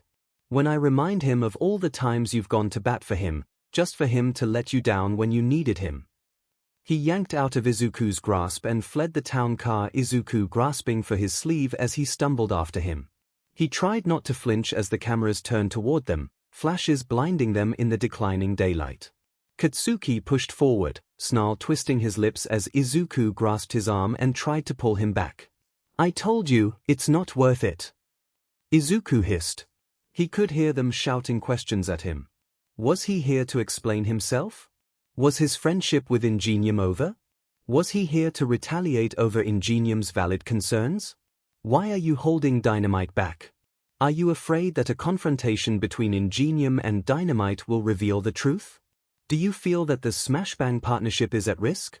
Katsuki ignored them all, and Izuku, still clinging to him, was dragged along even though each hollered question landed like a physical blow. Normally, they'd at least ask him to offer an opposing statement, but the fact that they weren't bothering meant that their minds were made up. Ignore them, Katsuki hissed. We've got bigger turds to flush. Izuku bit back a startled laugh. That is not the correct expression, Kaken, he squeaked. Dunno what you're talking about, looks like there's a piece of sheet everywhere I step, he snarled, kicking a reporter out of the way so that he could get to the door. He'd scold Kaken for being rude to civilians just because they disagreed with him, but he knew it wouldn't stop him. Besides, the way things were going, the public would probably assume that he was trying to save face. An empty gesture, not a sign of respect. He maintained his grip on Kaken but allowed the blonde to yank him forward, finally reaching Team Ida 10's doors. They were met by a mixed crowd inside of the Ida 10 lobby, some who looked relieved to see him and immediately started toward him to get the story from him directly. More than Tenya had done himself. The others hung back, eyeing him disdainfully, choosing the media's take over whatever he had to say. The difference, he noticed, was that those who attempted to approach him had worked with him before. Had come to him for advice in the past or interned with his agency. People whose careers had grown from being touched by his own. He wondered if their faith in him was self-serving. If they simply didn't want to believe what they'd heard because then there would be a stain on their records. He didn't think like this. He was an optimist. He saw the best in people. He wasn't supposed to think like this, and he hated that he'd already started caving to this line of thought. He hated wondering if people's ugliest parts were lurking just under the surface. He wanted to believe in people's better natures, that they only resorted to hatred and deceit when backed into a corner. Katsuki had no problem assuming the worst in people, though, especially when he was watching someone sick. He kept a watchful eye on his friends when his friends opened their arms and welcomed people in. So now, in Team Ida 10's lobby, he stepped in front of Izuku like a shield, glaring down the approaching sidekicks and interns. You have the effing memo, he snarled, teeth bared and body tense. F off and read that. Leave Deku alone. The closest heard him, backing up or freezing in place. The farther members took their cue, hanging back. Nobody left, though curious to see how this would play out. Can we help you, Dynamite, sir? Izuku peered over Katsuki's shoulder and locked eyes with Misappear, a sidekick he'd recruited for a stealth mission 3 years ago. I'm looking for your shitty butt boss, he sneered. Where is that effing coward? Kaken, Izuku hissed. Just because we're in conflict doesn't mean you should demean him to his team. He demeaned you to the whole effing country. I'd say it's fair effing play, he snapped back. Where is he? Of course you're at the center of a commotion. They both turned to find Tenya approaching them, scowl fixed firmly on his face. You motherfucker, he growled, stalking toward him with clenched fists. Izuku caught the back of his shirt and pulled him back. What kind of effing friend condemns somebody on national television without even talking to them about their side of the goddamn story? I will not be spoken to in such a manner in my own agency, Ida stated, stoic and stern. Please see yourselves out. You're not welcome at Team Ida 10. You're a jackass, class pres, Katsuki said, yanking out of Izuku's grip to get into his face. After everything you've been through, you're tossing him aside and effing slandering him? You preach your effing moral superiority up and down even though it's a effing sham, and we all supported you regardless, then you go and pull this sheet as soon as Kirby bats her effing eyelashes at you? Where's your goddamn spine? Izuku felt sick, his heart and lungs too tight. It was a sure symptom of feeling too many things at once. He could hear the sidekicks and support crew in attendance, whispering and staring as Katsuki imparted a nuclear meltdown upon their title hero. Ida squared his shoulders. I'm not a shitty friend for following the evidence of my own eyes. Midoriya is a horrible partner, and I made my judgment according to the circumstances. There are two sides to every effing conflict, that's something we were taught in school. Katsuki said. Aizawa taught us that shit after an entire war that was bred from jackass heroes not listening to people who were effing suffering, and you go and pull this. Okako told me the circumstances, he replied coldly. She told me what she was up against and she had me over to visit so that I could see for myself. Yeah? What evidence did she show you? He snapped. You know exactly what I'm talking about, Baku. Ida sighed as though talking to a petulant child. The childish toy room that could have been used as a communal space. He could have easily moved them to a storage facility. All Okako did was try to turn it into something they could share, and Midoriya lashed out like a selfish child. He paused, eyes filled with condemnation sliding to Izuku, who had his toys taken away. The disdain in his voice felt akin to a stab wound, his entire body tensing against the way his heart clenched. His grip tightened on Katsuki's shirt, but he cast his eyes to his shoes hoping to hide his tears. She took something important to him and destroyed it for her own selfish whims. If toys and posters are more important to him than his marriage, he was never mature enough for a relationship in the first place. You didn't even bother to ask why those might be important to him. Katsuki bellowed. If you were a real friend, you would have talked to him if you were concerned, but you're not. You're just a judgmental a-hole. As a hero, quick judgment of a situation is my strongest asset. I didn't need to open myself up to persuasion and potential deceit to see what was happening. It was made clear to me that every time she asked, he manipulated her into dropping the question at hand. Is that the kind of person you think I am? Izuku uttered, wounded. How long had Ida seen him this way, all the while pretending that they were close and trusting? It's the kind of person you've shown yourself to be, he responded, tone taking on a waspish note as he addressed Izuku directly. Today's incident was more than enough to prove our point. Katsuki barked out a derisive laugh, straightening his stance. You don't know shit, you self-absorbed robotic. Kaken. Dick Nugget, he finished, ignoring Izuku's reprimand. I call them like fucking see them, Deku. This a-hole is the most short-sighted sanctimonious moron I've ever effing met. Deku took the doll out of the building because the kid was effing holding it. Because she was scared and needed it as a security blanket. We took a whole effing course on victim behavior and expectations. You know people cling to comfort items when they're scared. That's why he had the effing plush. Not because he stopped to pick it up. And if you'd ever been Izuku's friend, you would have known that. Instead, you effing slandered him to the entire effing internet without getting any additional information. Perhaps my perception wasn't clear when I made that statement, but there was a reason for that, he said. Divorcing someone who loves you because she tried to better your home was uncalled for, and it spoke volumes to your priorities. It's only natural that I question those priorities in the field. God, you know what? I get it. You're so full of Uraraka's sheet that it's coming out your effing eyes and getting stuck behind your fake butt glasses. Why don't you let me know when you're done using her butt cheeks as an eye mask so that you can look at this sheet objectively and realize what a complete butt hat you're being? Ida scoffed. You know, it's not a surprise that you're defending him, Bakugo, and in such a crass manner. You're no less immature and far more volatile. You'd take whatever side that allowed you to be the greatest nuisance to civilized people. Izuku went stone still, even as Katsuki huffed a laugh of disbelief. I'm taking whatever side deserves my effing respect, as effing always. I've always wondered what Midoriya saw in you. I suppose now, I know. Having you on his side equates to having a feral dog who will shout down his opposition no matter the morality. In essence, a villain who masquerades as a hero unafraid of belittling those who will stand against him. Are you describing Kaken? Or are you describing yourself? Izuku asked quietly. His fist curled in the back of Katsuki's shirt, but instead of holding him still, he tugged him back and stepped in front of him. Deku. Kaken.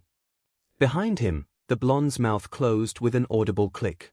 Izuku's eyes didn't leave his new target, blood burning in his veins.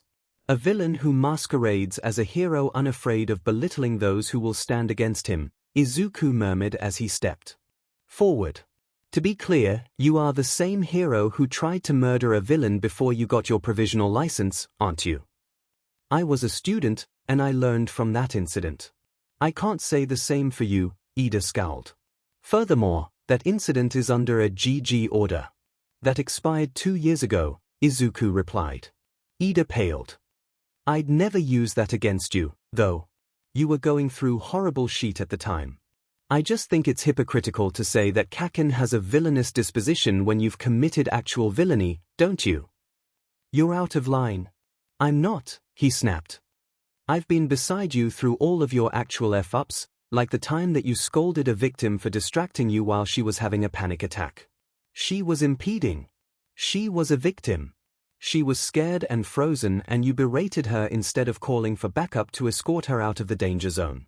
What kind of hero has so little regard for the people they're supposed to protect? He snapped, shoving Ida back, reveling in the startled yelp and uncoordinated stumble. But I was there for you, and I helped you with your PR because I believed in you. When people came after you for something that was actually your fault, I organized an entire public safety campaign to outline how civilians should act in a crisis to keep them safe and to keep you working. I deserve the same effing consideration, and you know it. But you're ingenium and you can do no effing wrong, right? So instead of admitting that you made a mistake, instead of considering that you might have hurt a friend without hearing their perspective, you're doubling down by what did you say? Oh yeah, by belittling those who stand against you, he bellowed, shoving him back again. You're now engaging in an assault, Ida hissed, holding his arms out in front of him, placating to anyone who couldn't hear them and condescending to those who could. If you don't leave the premises willingly, I'll have you removed. You're a coward, you're a horrible friend, and you're an average hero at best, he hissed, smacking his hands away. I hope someone treats you the way Okako treated me, he snarled, fully in Ida's face, fist curling threateningly in the collar of his shirt. And when you figure what that means, I hope you have friends like you that let you down instead of friends like Kaken who stand by you, because you don't deserve people like him, you effing. Katsuki took him by the shoulders and yanked him back, placing himself between them. Are you effing nuts? He hissed, gently steering him back. You effing moron, you were supposed to hold me back, not make it worse. He gestured to the paparazzi outside the window with his chin cameras flashing brightly as they took in Izuku's aggression. He didn't care, at least not enough to back down. You're effing deranged if you think I'm gonna let some subpar jackass talk about you like that. It's not about me, he barked. Stop making shit about me. This is about you. We came here to tell this a-hole that is being an a-hole, not give the stalkerazzi more shit against you. Like it'll make a difference, he said. Thanks to them, the public made up their minds. I can stand up for my partner when some bare irrelevant a-hole takes shots at you though. My rep isn't the one on the line, stupid, he said, shaking him gently. I don't care about my rep, I care about doing what's right, no matter the consequences, he declared. All I owe them is their safety, I don't owe them my principles. He turned to Ida, scowling. Don't worry about my judgment in the field, Ida. I'm taking a leave of absence. Don't effing bother trying to contact me. I'm officially giving up on you. I'm not the disappointment in this situation, Midoriya. Not in this situation, no, Izuku shot back, heart bleeding despite his utter fury. Just in general, and as a whole, as a friend and as a hero. Katsuki tugged him back again, shielding him from whatever Ida was preparing himself to say. Somehow, with Katsuki protecting him, even just standing in front of him, he felt safe enough to crumble.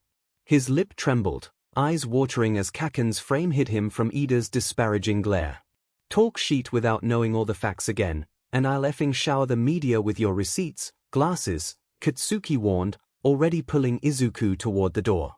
You can't use Deku as a shield for your bullshit anymore, so watch your goddamn step or enjoy the consequences. Are you threatening me? He snarled. You effing bet I am, Katsuki grinned, dark and menacing. Have fun learning how mediocre you are without him. With that, Katsuki steered him back out the door, strategically placing himself between Izuku and the cameras as he moved back toward their car. The remaining pieces of his heart were crushed as they moved through the crowd, his pitiful but unavoidable sniffles overshadowed by camera shutters and hollered questions. One reporter stood out, words cutting into him. Don't listen to her, nerd, Katsuki said, pushing past her. It was too late though. It rang in his ears, weighing so heavy that his knees went weak. Deku! Does the symbol of peace believe in solving conflicts with aggression? Do you think All Might would have regretted trusting you with his legacy if he'd known you'd turn out this way? He hated that he didn't know the answer. Katsuki had banned him from looking at social media or watching the news. Someone was with him at all times, just to keep him company. Just so that he wouldn't go insane. So that he wouldn't wallow in the wreckage of his ruined career. Wanna order lunch? Denki asked, reclining on his couch with his head in Hitoshi's lap. Sure, he shrugged, turning the page of his book. He didn't have much of an appetite lately. Whatever works. It had been 2 days since they'd confronted Ida, and he'd fallen 15 places in the projected hero rankings. Aside from actual villain activity, he was essentially the sole recipient of media coverage. Very little was positive. They'd all seen coverage of his argument with Ida, from photographs to a video that was clear enough to know it was him but too fuzzy to lip read. The world had seen him shove Ida back. They'd seen Ida put his hands up in surrender. Then, they'd seen Izuku knock his hands aside and hold him by the collar of his shirt menacing as he yelled in his face. They'd seen it all without context, too. The last social media post he'd been allowed to see had been from a popular mommy blogger, demanding that schools remove Izuku's educational campaigns from their classrooms. He wasn't a role model they wanted their kids to look up to anymore. A false symbol of peace. You haven't turned your page in 20 minutes, Izuku, Hitoshi observed, tone reproachful. Why don't we do something else? He shrugged again. Have something in mind?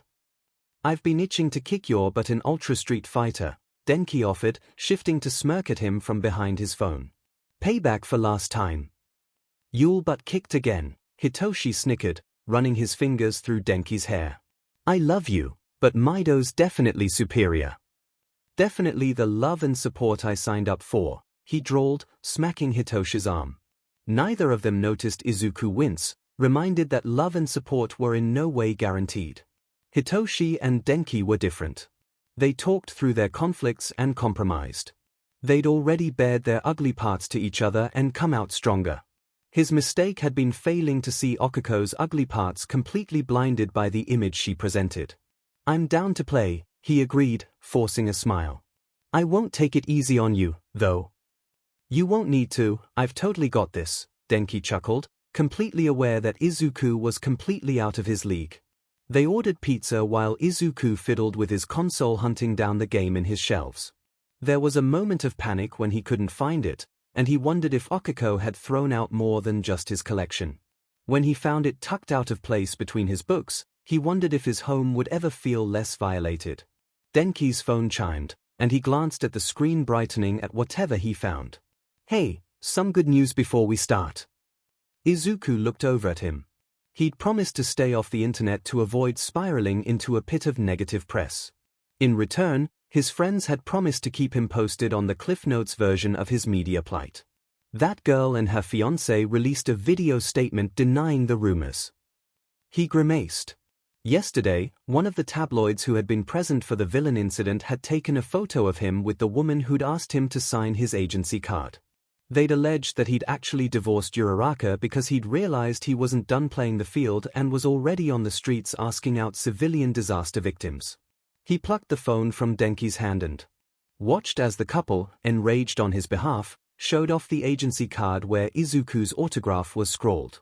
First of all, it's annoying as shit that everyone assumes that a man interacting with a woman implies some sort of SXL tension. Some people are gay, and y'all are stupid as hell, the brunette one spat. Her blonde fiancé placed a placating hand on her arm. I think it's more disappointing that people are so quick to assume the worst of Deku, when he's been fighting for us since he was in UA. In battles way more intense than he was prepared for at the time, too. I just can't believe that he's the kind of guy who would recklessly throw away his relationship intentionally hurt someone he loved for something trivial. He was happy that they believed in him, and while he doubted the video would get much traction, he was at least grateful that they'd spoken up. His team had reposted the video, as had most of his friends including Shoto and Zu. They were respectfully keeping their distance, but showing support as best they could without direct instructions. Well, that's good, he murmured. He noticed that the next item in the feed was a repost of the building collapse, where the mother had slapped him across the face and screamed that he'd killed her daughter. That was still outpacing any positive press by miles. He handed the phone back. He'd made a promise. It'll get better, dude, Denki promised. He smiled tightly. It might, but it would take time. And now, the seed of doubt was sown. Those were hard to uproot. He was willing to bet that half the people who had seen their video were speculating that he'd paid them off. It's not like it was unheard of for public figures to attempt to pay their problems away. Let's just yeah, he muttered, picking up his controller. Dibs on All Might. You always play All Might, Denki whined, pivoting fast to match the mood. Izuku shot him a grateful glance. He had some amazing friends. Because I'm the only one who deserves him, he joked. He ignored the flash of doubt that went through him.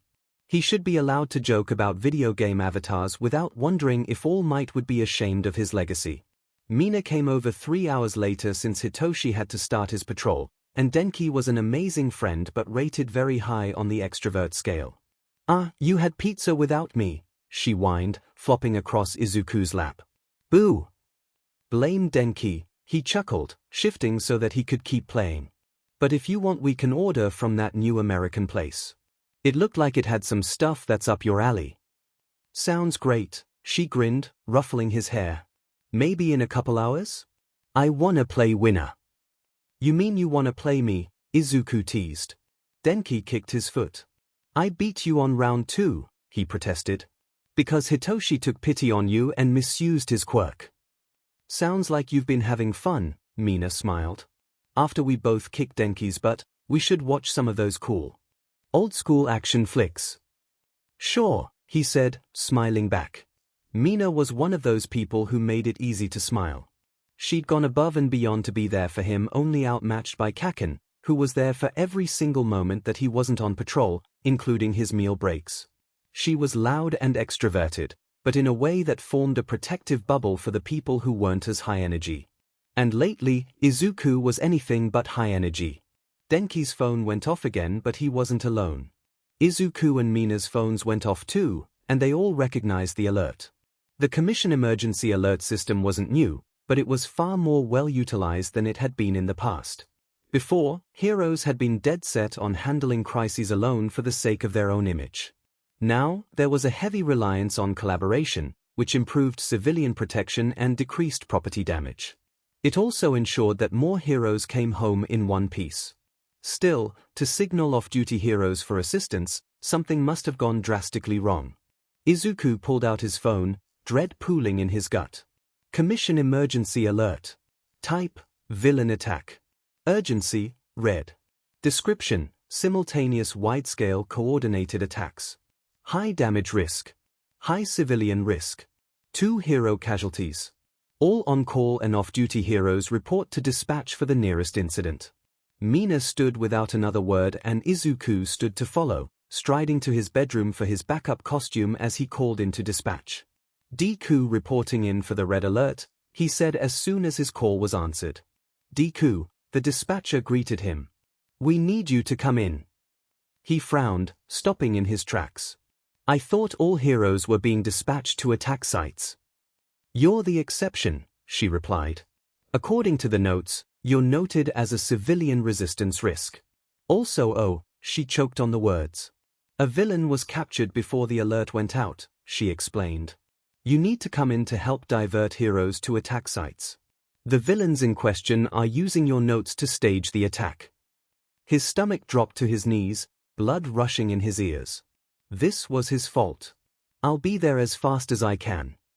Coordinating dispatch for an entire city for a single incident was a whole goddamn nightmare. He'd been called in for one purpose. His task was to allocate heroes to areas that had weaknesses opposite to the ones those districts usually had. That way, the attacking villains who had read his notebooks would be blindsided by the heroes they were facing. Every dispatch room had screens to watch press coverage, and for the first time he'd ever seen, every single one of them was open to a different news station capturing almost 20 different attacks from different angles. The result of the initial wave of attacks was pure carnage. He hadn't been particularly close to either of the casualties, but he'd done enough analysis on them that it had crippled them in the field. The first had been a sidekick at Gang Orca's agency, a girl with a resonance quirk. The villains had turned her frequency back on her and her very bones had crumbled. She'd suffocated on live television. The second had been a laser quirk, startlingly similar to Yuga's, except he could shoot them from his hands. His weak point was the lack of protection for his arms because he needed them mobile.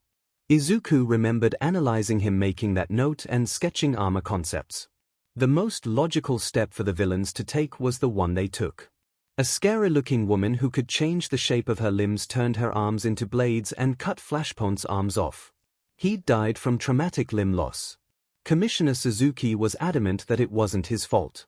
That if the notebooks had stayed secure, they wouldn't be facing this. But Izuku was the one who'd trusted the wrong person. He'd vouched for Okako, and now anyone in those notebooks would pay the price. He felt sick. Grape juice should replace ingenium, he said, poring over the information that analysts had been able to collect from the fight so far. Ingenium relies on speed and is heavily armored. His main problems are that he's landlocked and he'll eventually run out of steam. They'll have planned for that. Grape juice may not be much, but he's a fair capture hero and he can use his ball to climb out of the way while simultaneously pinning down civilians and creating impassable barricades. Yes, sir. The analysts he was working with were crammed into the Situation Room, rifling through all the notes he'd given the commissioner as they made plans with dispatchers. The one who'd spoken was young and had worked with Ingenium since the start of his career. He looked terrified. You'll want to move Ingenium to a district that's usually covered by someone who attacks at range. He's good at evading blanket attacks, usually because they move too slow to effectively reach him. Should we replace him with Charge Bolt or Playmo? Playmo, Izuku replied. Anyone they send would be equipped to neutralize his glue, and that's almost guaranteed to give him a surface that will pick up his speed. It went on like that for what felt like hours. Izuku's attention split between the screens and the analysts as he tried to patch holes in their strategy on the fly. The villains were horribly well prepared. Every decision he made felt terrible, like if he misstepped he could be sending one of his friends or colleagues to their deaths. Denki went to back up Hawks and Tsukuyomi, mostly to assist in fighting ranged attackers but also to keep him far away from anyone with ice, earth manipulation, or inhibitor quirks. The last thing he wanted was for the electric blonde to be buried alive, unable to defend himself or dig his way out. Ashido's strength was mobility along with her acid, and her weakness was defense. Her hero costume was a glorified lycra bodysuit despite his nagging. So, he swapped her with Aizuru, whose primary strength was being the unmovable wall to meet unstoppable force. They'd sent villains to hammer away at him, chipping away at his defense as he remained rigid to protect civilians. From what he could see, they were in no way prepared for Mina's acrobatic acumen, nor was their gear prepared for her acid shot. He put Playmo in her usual spot. Not only did their planned acid neutralizers not work on him, but the weaknesses he'd outlined weren't a problem for the glue hero. He had solid armor and iron focus. It seemed like a good swap. The list went on and the day felt unending. Every time they whacked a villain down, another seemed to appear in his place. He had no idea how they'd gotten so organized so quickly. He knew his analysis was detailed, but getting this many villains to cooperate in a coordinated assault so efficiently was nearly unheard of. Even the League had more infighting. His first true scare of the day, where his heart didn't just drop, but stopped in his chest, seizing his lungs and choking him, was when Kota was pinned by a desiccation quirk. "Someone," he croaked. "Anyone, any analysis on the villain? How does he work?" "He's absorbing all of Giza's attacks, and it looks like he's absorbing water from the air as well. Giza's attacks are getting weaker, so are his movements," an analyst said. "All quirks have limits," he uttered. "More water heroes. Overload him and help replenish Giza before his condition is critical. And if that doesn't work, send them with quirk inhibitors. Get a capture hero in there and make him stop." Izuku yelled, eyes wide with panic. He'd promised Mandalay that he'd watch out for Kota. Kota was like his little brother. He couldn't let anything happen to him, especially born of analysis he'd made to help Kota grow. He was sickened by the thought of the countless hours they'd spent training. Weekends filled with analysis as Katsuki sparred with the burgeoning water hero, taking notes so that he could share them over lunch. So that he could go back to school and train with his classmates, having gotten feedback from his mentors. Would all that time spent helping him turn around and cripple him? Would everything he'd done to help him grow put him in a grave? He could barely breathe as a new villain advanced, spewing sand onto the battlefield, further absorbing what little water Kota could produce. He nearly collapsed with relief when Manuel arrived with Backdraft both coming in with a veritable tidal wave. He bit back a sob when Gale arrived, clearing the sand to give Kota room to breathe and recover. He watched his protégé fall back, supporting himself on a nearby building as Manuel helped him rehydrate. Between Gale and Backdraft, the two villains were detained but not without a fight. Gale was strong, but the sandstorm had abraded him and he was in serious need of medical attention. Kota wasn't much better, dangerously dehydrated and worn, barely able to stand. He could hear dispatch giving directions to paramedic teams. Relieved to hear them ordering fours for Giza and Backdraft over the buzzing in his ears. Someone placed a hand on his shoulder and he turned to them, expression blank. "Take a break," the analyst murmured. "Just a few minutes. But that affected you and you need to collect yourself, Deku." He shook his head. "I need to help them." "You're no use to them if your head isn't on straight," they said. It was a more senior analyst and he had kind, concerned eyes. He stepped into the hall and sat folded in on himself. He couldn't get Kota's crumpled form out of his head. Despite his better judgment, he pulled his phone out of his pocket. He ignored the hundreds of social media notifications and focused on the group chats, watching as various heroes checked in and reported their status. There were some inquiries, asking if he was going to join the fight, but Mina and Denki were quick to interject that he'd been benched by the commission in between their own waves of attacks. Everything had gone so wrong. So wrong that it wasn't even a surprise when a new text slid into the Class A alumni chat. He felt numb. "Kaken. Someone tell Glasses to shut the F up before stuff my entire effing fist down his throat and do it for him. Rick the D thumbs down sign. WYDM. Kaken. Link Deku responsible for targeted villain uprising? Zoo. I'll tell Tenya to stop talking to the media and wait for the commission to make a statement. Kaken. Let him know that he's outing a potential security breach beyond Flotus effing idiocy. They didn't just find one in a landfill, they clearly have every single notebook he's ever effing written in. That's not a fucking coincidence. Zoo. You and I both know that antagonizing him will make him double down. I'll tell him that until the commission investigates, spreading unconfirmed info is probably dangerous. Kaken. Whatever. Just effing do SMH before I rip his dilf and shove it in his effing exhaust pipes. Izuku was barely paying attention to the chat anymore, hesitantly clicking the link Kaken had sent instead. It wasn't just Ida. In the article, multiple heroes had commented in post-fight interviews, but Ida was the only one who spoke as though he had all the information. To be fair, he did have more information than most. It was just incorrect, altered information that was tinted by his personal philosophies. It has come to our attention that the villain attacks were fueled after Deku's notebooks were discarded. His ex-wife was under the impression that they were journals, incorrectly assuming that such sensitive information would be better secured. She was unaware that he was still taking such meticulous notes on heroes' quirks without their knowledge or consent, nor that he would keep them out in the open. A rather catastrophic oversight, but we, as heroes, will do what we can to mitigate the damage and recover any intel that was negligently distributed. The only other statement that directly involved him was from Shoto. I'm not sure how this happened, and the commission is investigating now. What I do know is that Deku has undoubtedly saved hundreds of heroes today. I recognize his strategies when I see them, and the way we were shuffled to address villain activity today feels like how he operates. This article will update as the story unfolds.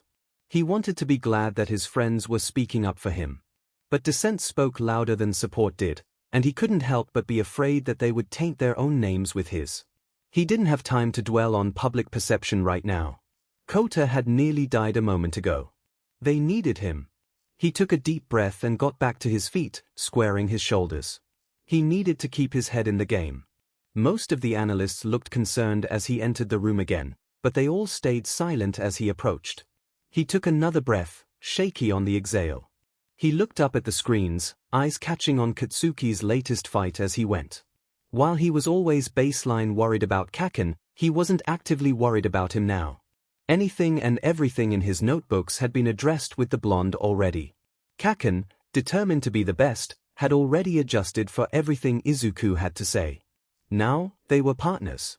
There was little analysis over the past 5 years that hadn't been muttered directly into Kaken's ears. It's not that he didn't still write analysis about him. Katsuki just knew all of the details already and was prepared. He'd be fine. Who's next? He asked, voice rougher than he intended. Tsukuyomi is having trouble, the senior analyst replied. Izuku turned to the screen where he was pointing, already nodding. Send Invisible Girl to help him, he instructed. Tsukuyomi's main weakness is light.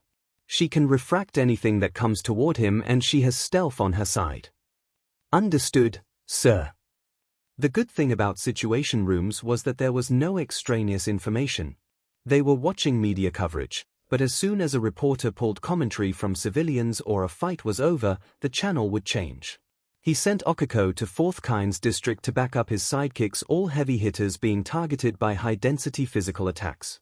His mouth tasted sour as he watched her arrive, dropping onto the largest villain from above and floating him, maneuvering his body so he'd attack his own allies. If she had taken a moment to actually read what she was throwing away, none of this would have happened. But, if he'd told her what was in the notebooks, it wouldn't have happened. If he'd kept them in a more secure location, or if he'd never written them at all. He didn't have time to dwell on what-ifs. It had happened, and now the consequences were battering their doors down. He watched with eagle eyes as the attacks unfolded, and his second heart attack of the day came when Katsuki was smacked with brutal force, colliding with the side of a building. He knew it wasn't fatal. Kaken had taken much harder hits over the years. That didn't stop the spasm of fear that lanced through him until he heard the next explosion echoing from the wreckage. As soon as he could see his partner again, he diverted his attention to the civilians at the edge of the frame, frowning as they shrieked and cowered away from the shower of metal and glass. We need someone to help with evacuation in Dynamite's location, Izuku said. Someone who can back him up if necessary. He's been at that fight for a while. I think he has some sort of body armor, so Dynamite's explosions aren't hitting as hard, one of the analysts said, squinting at the screen. And he packs a huge punch. Is it just impact distribution? Or do you think he's heat-resistant too? Izuku asked. If he's not, Shoto would be good backup. I think Shoto would be better off taking on Froppy's route, someone suggested. They have a villain with an ice quirk, and I can't think of anyone better suited than him. He nodded. Fine, he muttered, eyeing the screens, looking for anyone with an opening. He breathed a sigh of relief when Eijiro was done with Mina's district, and Izuku wasted no time diverting him to Katsuki's location to help with civilian evac. Eijiro was his best friend, and they worked well together. Eijiro would have his back. He was an impenetrable object, perfect for protecting fleeing innocents from harm as Katsuki relented to necessary destruction. He was up against a gigantification quirk now, and they were causing possibly irreparable damage to a high-rise. "Do we have anyone with a stabilization quirk available?" he asked. "Anything that could help shore up the building?" "Barrier and brick break are available," an analyst offered. "Send brick break barrier needs to stay on duty for civilian evacuation," Izuku said, eyes darting from screen to screen. There was footage from patrol bots, too, but a fair few of them were damaged, the quality compromised. He forced himself to look away from Katsuki's fight to monitor the other incidents. Most of them seemed to be dying down by now, and attention was being diverted to rescue. It had been hours, and they'd have to stay on alert. It could just be the first wave, after all. Brick Break arrived on scene, a dispatcher told him. "He'll start shoring up the building and then help with evac unless another building needs support." "Good," Izuku replied. "Pinky is asking where she's needed next," she relayed. "So are Vine, Kamu Woods, and Nejaya-chan. Have Nejaya-chan back up Uravity in 4th Kynes District," he said. "Vine should back up Cherage Bolt since she can ground herself against his quirk. Send Pinky to an active rescue site so she can start melting debris and tag into a fight if needed." He heard one of the analysts gasping and whipped back around searching for the cause of their distress. A villain not terribly strong, but certainly a nuisance, had realized that Brick Break was trying to stabilize the high-rise and had attacked him to stop his progress. Katsuki was in the air as the villain swung and hit the building again, blasting out of the way as a shower of glass and debris rained down on the street below. Then he saw why the analyst had gasped, and his heart dropped. Eijiro was hardened as he raced toward a civilian in the crash zone, flinging his body over her shaking form. The bulk of the debris had been from the top of the building, though, and the momentum it gained as it fell added to its force. The screens were muted, but Izuku could see Eijiro's involuntary shout of pain as a jagged slice of metal sheeting impaled him at the shoulder, cracks splitting on his exposed, hardened skin. The shock of it must have been intense because he could see Eijiro's form softening as his quirk control slipped. The normally unbreakable hero was being pummeled, glass and concrete abrading both him and his injury as he shielded the woman beneath him from harm. Izuku's heart raced, face going numb with panic as one of the best and kindest heroes he knew was battered and unable to move. Eijiro's body was caving in on itself, his hands stance slipping as he flinched away from the impact. His back was littered with cuts and the sheet metal was sheathed in his upper back, the wound widening every time he moved his arm. "Who's in the area?" Izuku uttered, horrified. "Anyone available would take at least 5 minutes to arrive," a dispatcher said, frantically looking for an option in the database. Eijiro collapsed onto the civilian still shielding her as he passed out. Then, Katsuki was standing over him, smoke curling off his body. Izuku's heart stopped in his chest as his partner, his best friend, stood over Eijiro and aimed his hands upward. He blasted the debris in as hard as he could, range as narrow as possible to blast the concrete into powder and knock the metal and glass out of the blast radius. It was just like the move he'd pulled off against Okako during their first-year sports festival, shattering her meteor shower before it could hit. It had the added benefit of blasting a cloud of metal and dust into the villain's face, and he bellowed in pain, stumbling back into the building across the street. Katsuki took a moment to pull Eijiro off the civilian and point toward the evacuation route as he spoke. She nodded, stood on shaking legs, and sprinted away. Then, he turned and sprinted into the building, and Izuku's heart stopped again. It stuttered back to life a minute later when he blasted back out and launched back into the sky. A second later, Brick Break stumbled out and knelt beside Eijiro's crumpled form. He pulled out his field kit and secured the sheet metal in Eijiro's shoulder, making sure it couldn't move too much and cause more damage before picking the sturdy hero up and stumbling in the same direction that the civilian had gone. Katsuki was already back in the air and he'd taken note of the villain's reaction to shrapnel bludgeoning. In a fit of uncharacteristic recklessness, he went back inside the goddamn building at the 20th floor. He used his explosions to propel splintered office furniture, metal, and glass at the villain with as much force as he could muster. As mad as Izuku was that he was doing something so dangerous, he was even more impressed that it seemed to be working. From inside the building, he could duck out of the villain's sight and find a new line of attack. It was brilliant, even though Izuku could see the building sway. The room was still buzzing around him, dispatch working double time to meet all the needs on the streets. But Izuku couldn't tear his eyes away from Katsuki's fight, stomach churning every time the villain swung and the building leaned. "Is Brick Break coming back?" he asked. "I'll confirm," the dispatcher said. He held his breath when, with one blast, the villain pitched forward instead of back, catching his balance on the side of the high-rise and bending the supports with his weight. "Brick Break is on his way back." He left Red Riot with the paramedics. That was good. That meant that while Kaken was blowing up the top of the building, Brick Break could support it from below. It didn't matter to him much, but their damage insurance premiums were going to skyrocket next year. If their agency was still open, that is. He didn't want to think about that. He didn't want to think about Kaken in a crumbling building either. He couldn't see him inside the building, which just made it worse. Every moment that Katsuki was out of sight was a year off of his life, he was sure of it. "Brick Break is back, Barrier is with him," the dispatcher said.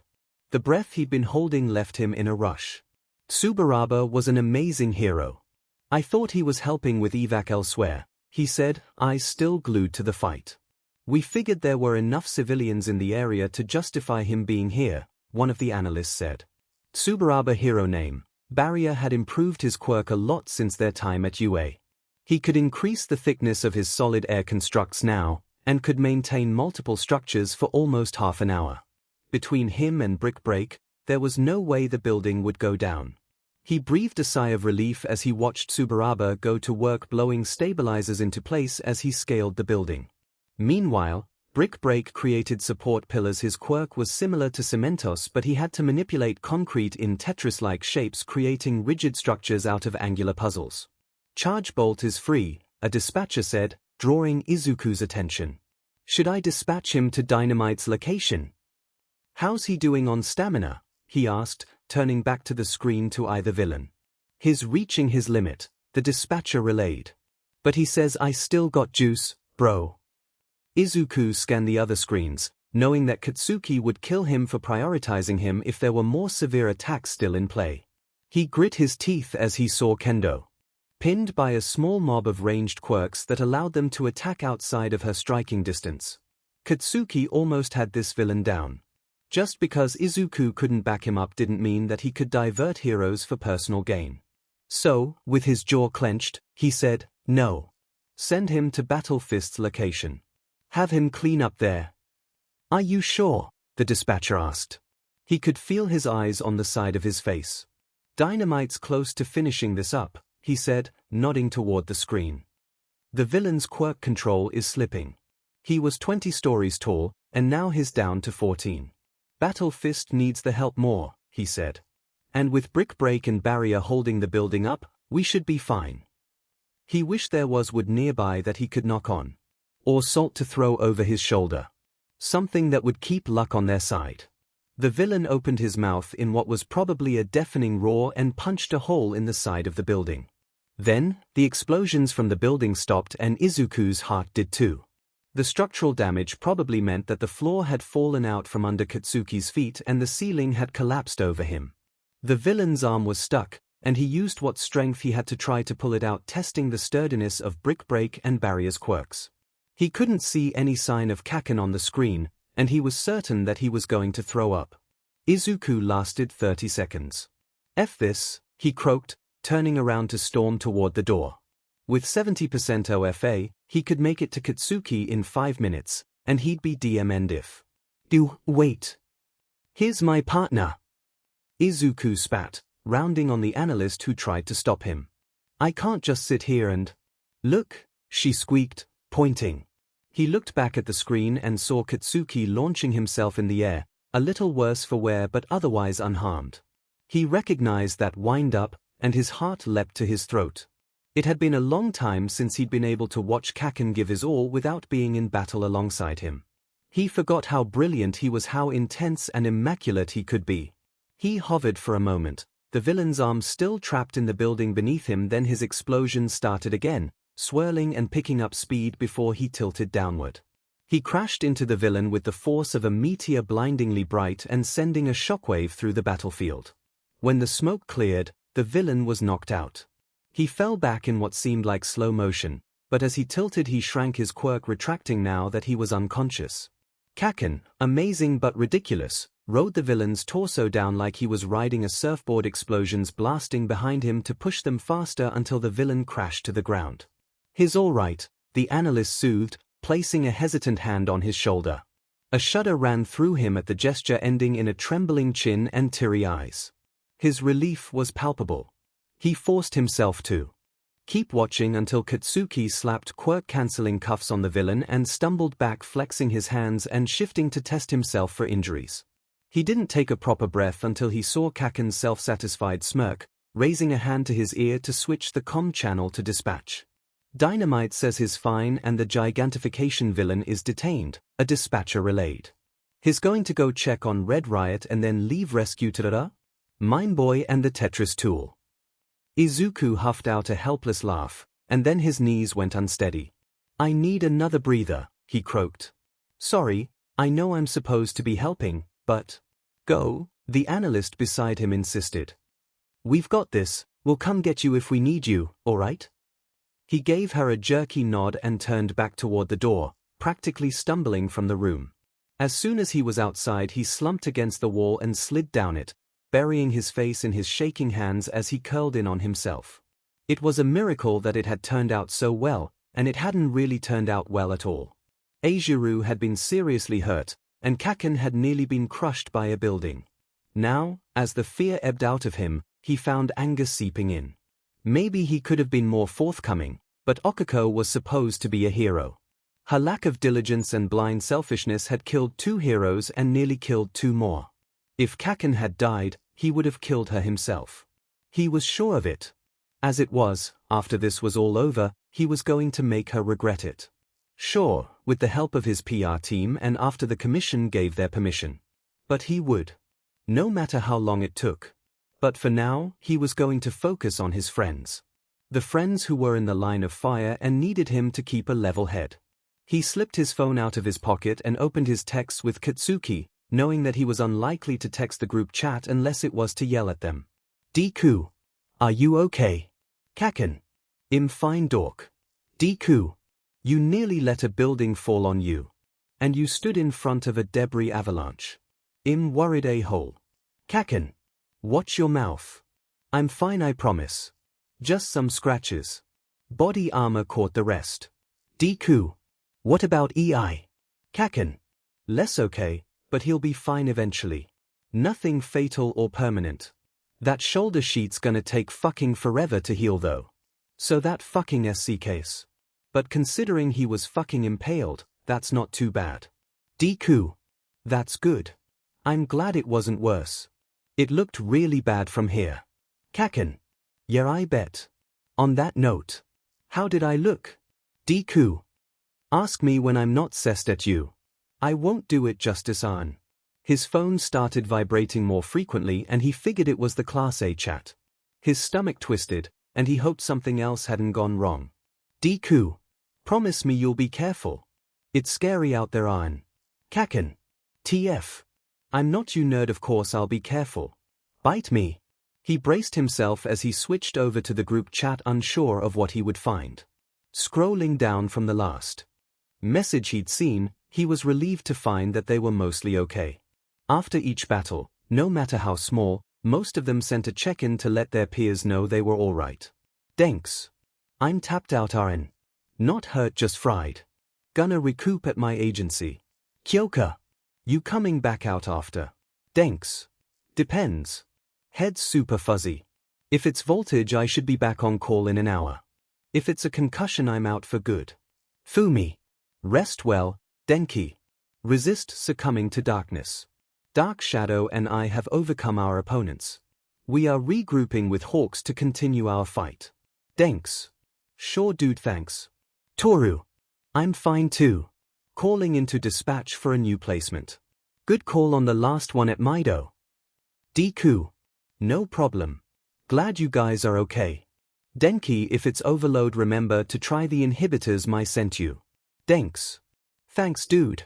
I totally forgot. Toru. OMG, is EI okay? Thanks. WDYM? Hunter. Did SMTH happen? Izuku was about to reply when Mina entered the chat, and he felt sick again. Mina's fiancé was in the hospital because of his ex-wife. Mina. Hey babes. Checking in to say I'm fine, just got done evasing a collapse. Wait, what? What do you mean, is EI okay? Izuku took a deep breath before responding, hoping that Mina wouldn't freak out too bad. Deku. Eijiro was supporting Kaken at a villain attack. He got injured pretty badly while protecting a civilian. He'll be fine, but the recovery time will be pretty long. Kaken knows more. He waited for Mina to respond, frowning when she didn't. Apparently, his classmates felt the same way because at least half of them messaged to ask where she'd gone or to send her best wishes. Hunter. She's probably asking Cats for details. That made sense, he supposed. She'd at least want to know which hospital he'd gone to. He took a couple more minutes to watch his friends interact, lively and humorous even though shit had hit the fan. It helped set his heart at ease, knowing they were all alive and ready for the next bout. He was worried about Mina and EI. He was worried about Kaken, too. But now that the imminent danger had passed, it was easier to take a breath. His heart rate slowed and his hands stopped trembling. He could do this. They could do this. He stood, his legs less shaky, and let the chat know he was heading back into the situation room. He got a couple good lucks and a few thanks for working hard messages, and then he was pocketing his phone and heading back inside. Nothing drastic had happened while he'd been gone, just a few heroes diverted to rescue while others took their patrol routes back up to pick off minor villain activity. His lips pinched into a thin line when, a few minutes later, a dispatcher announced, Uravati and Nejaya-chan detained the villains at their location. They're waiting for further instruction. Izuku's eyes scanned the screens and he was about to recommend diverting her to a building collapse closer to her agency.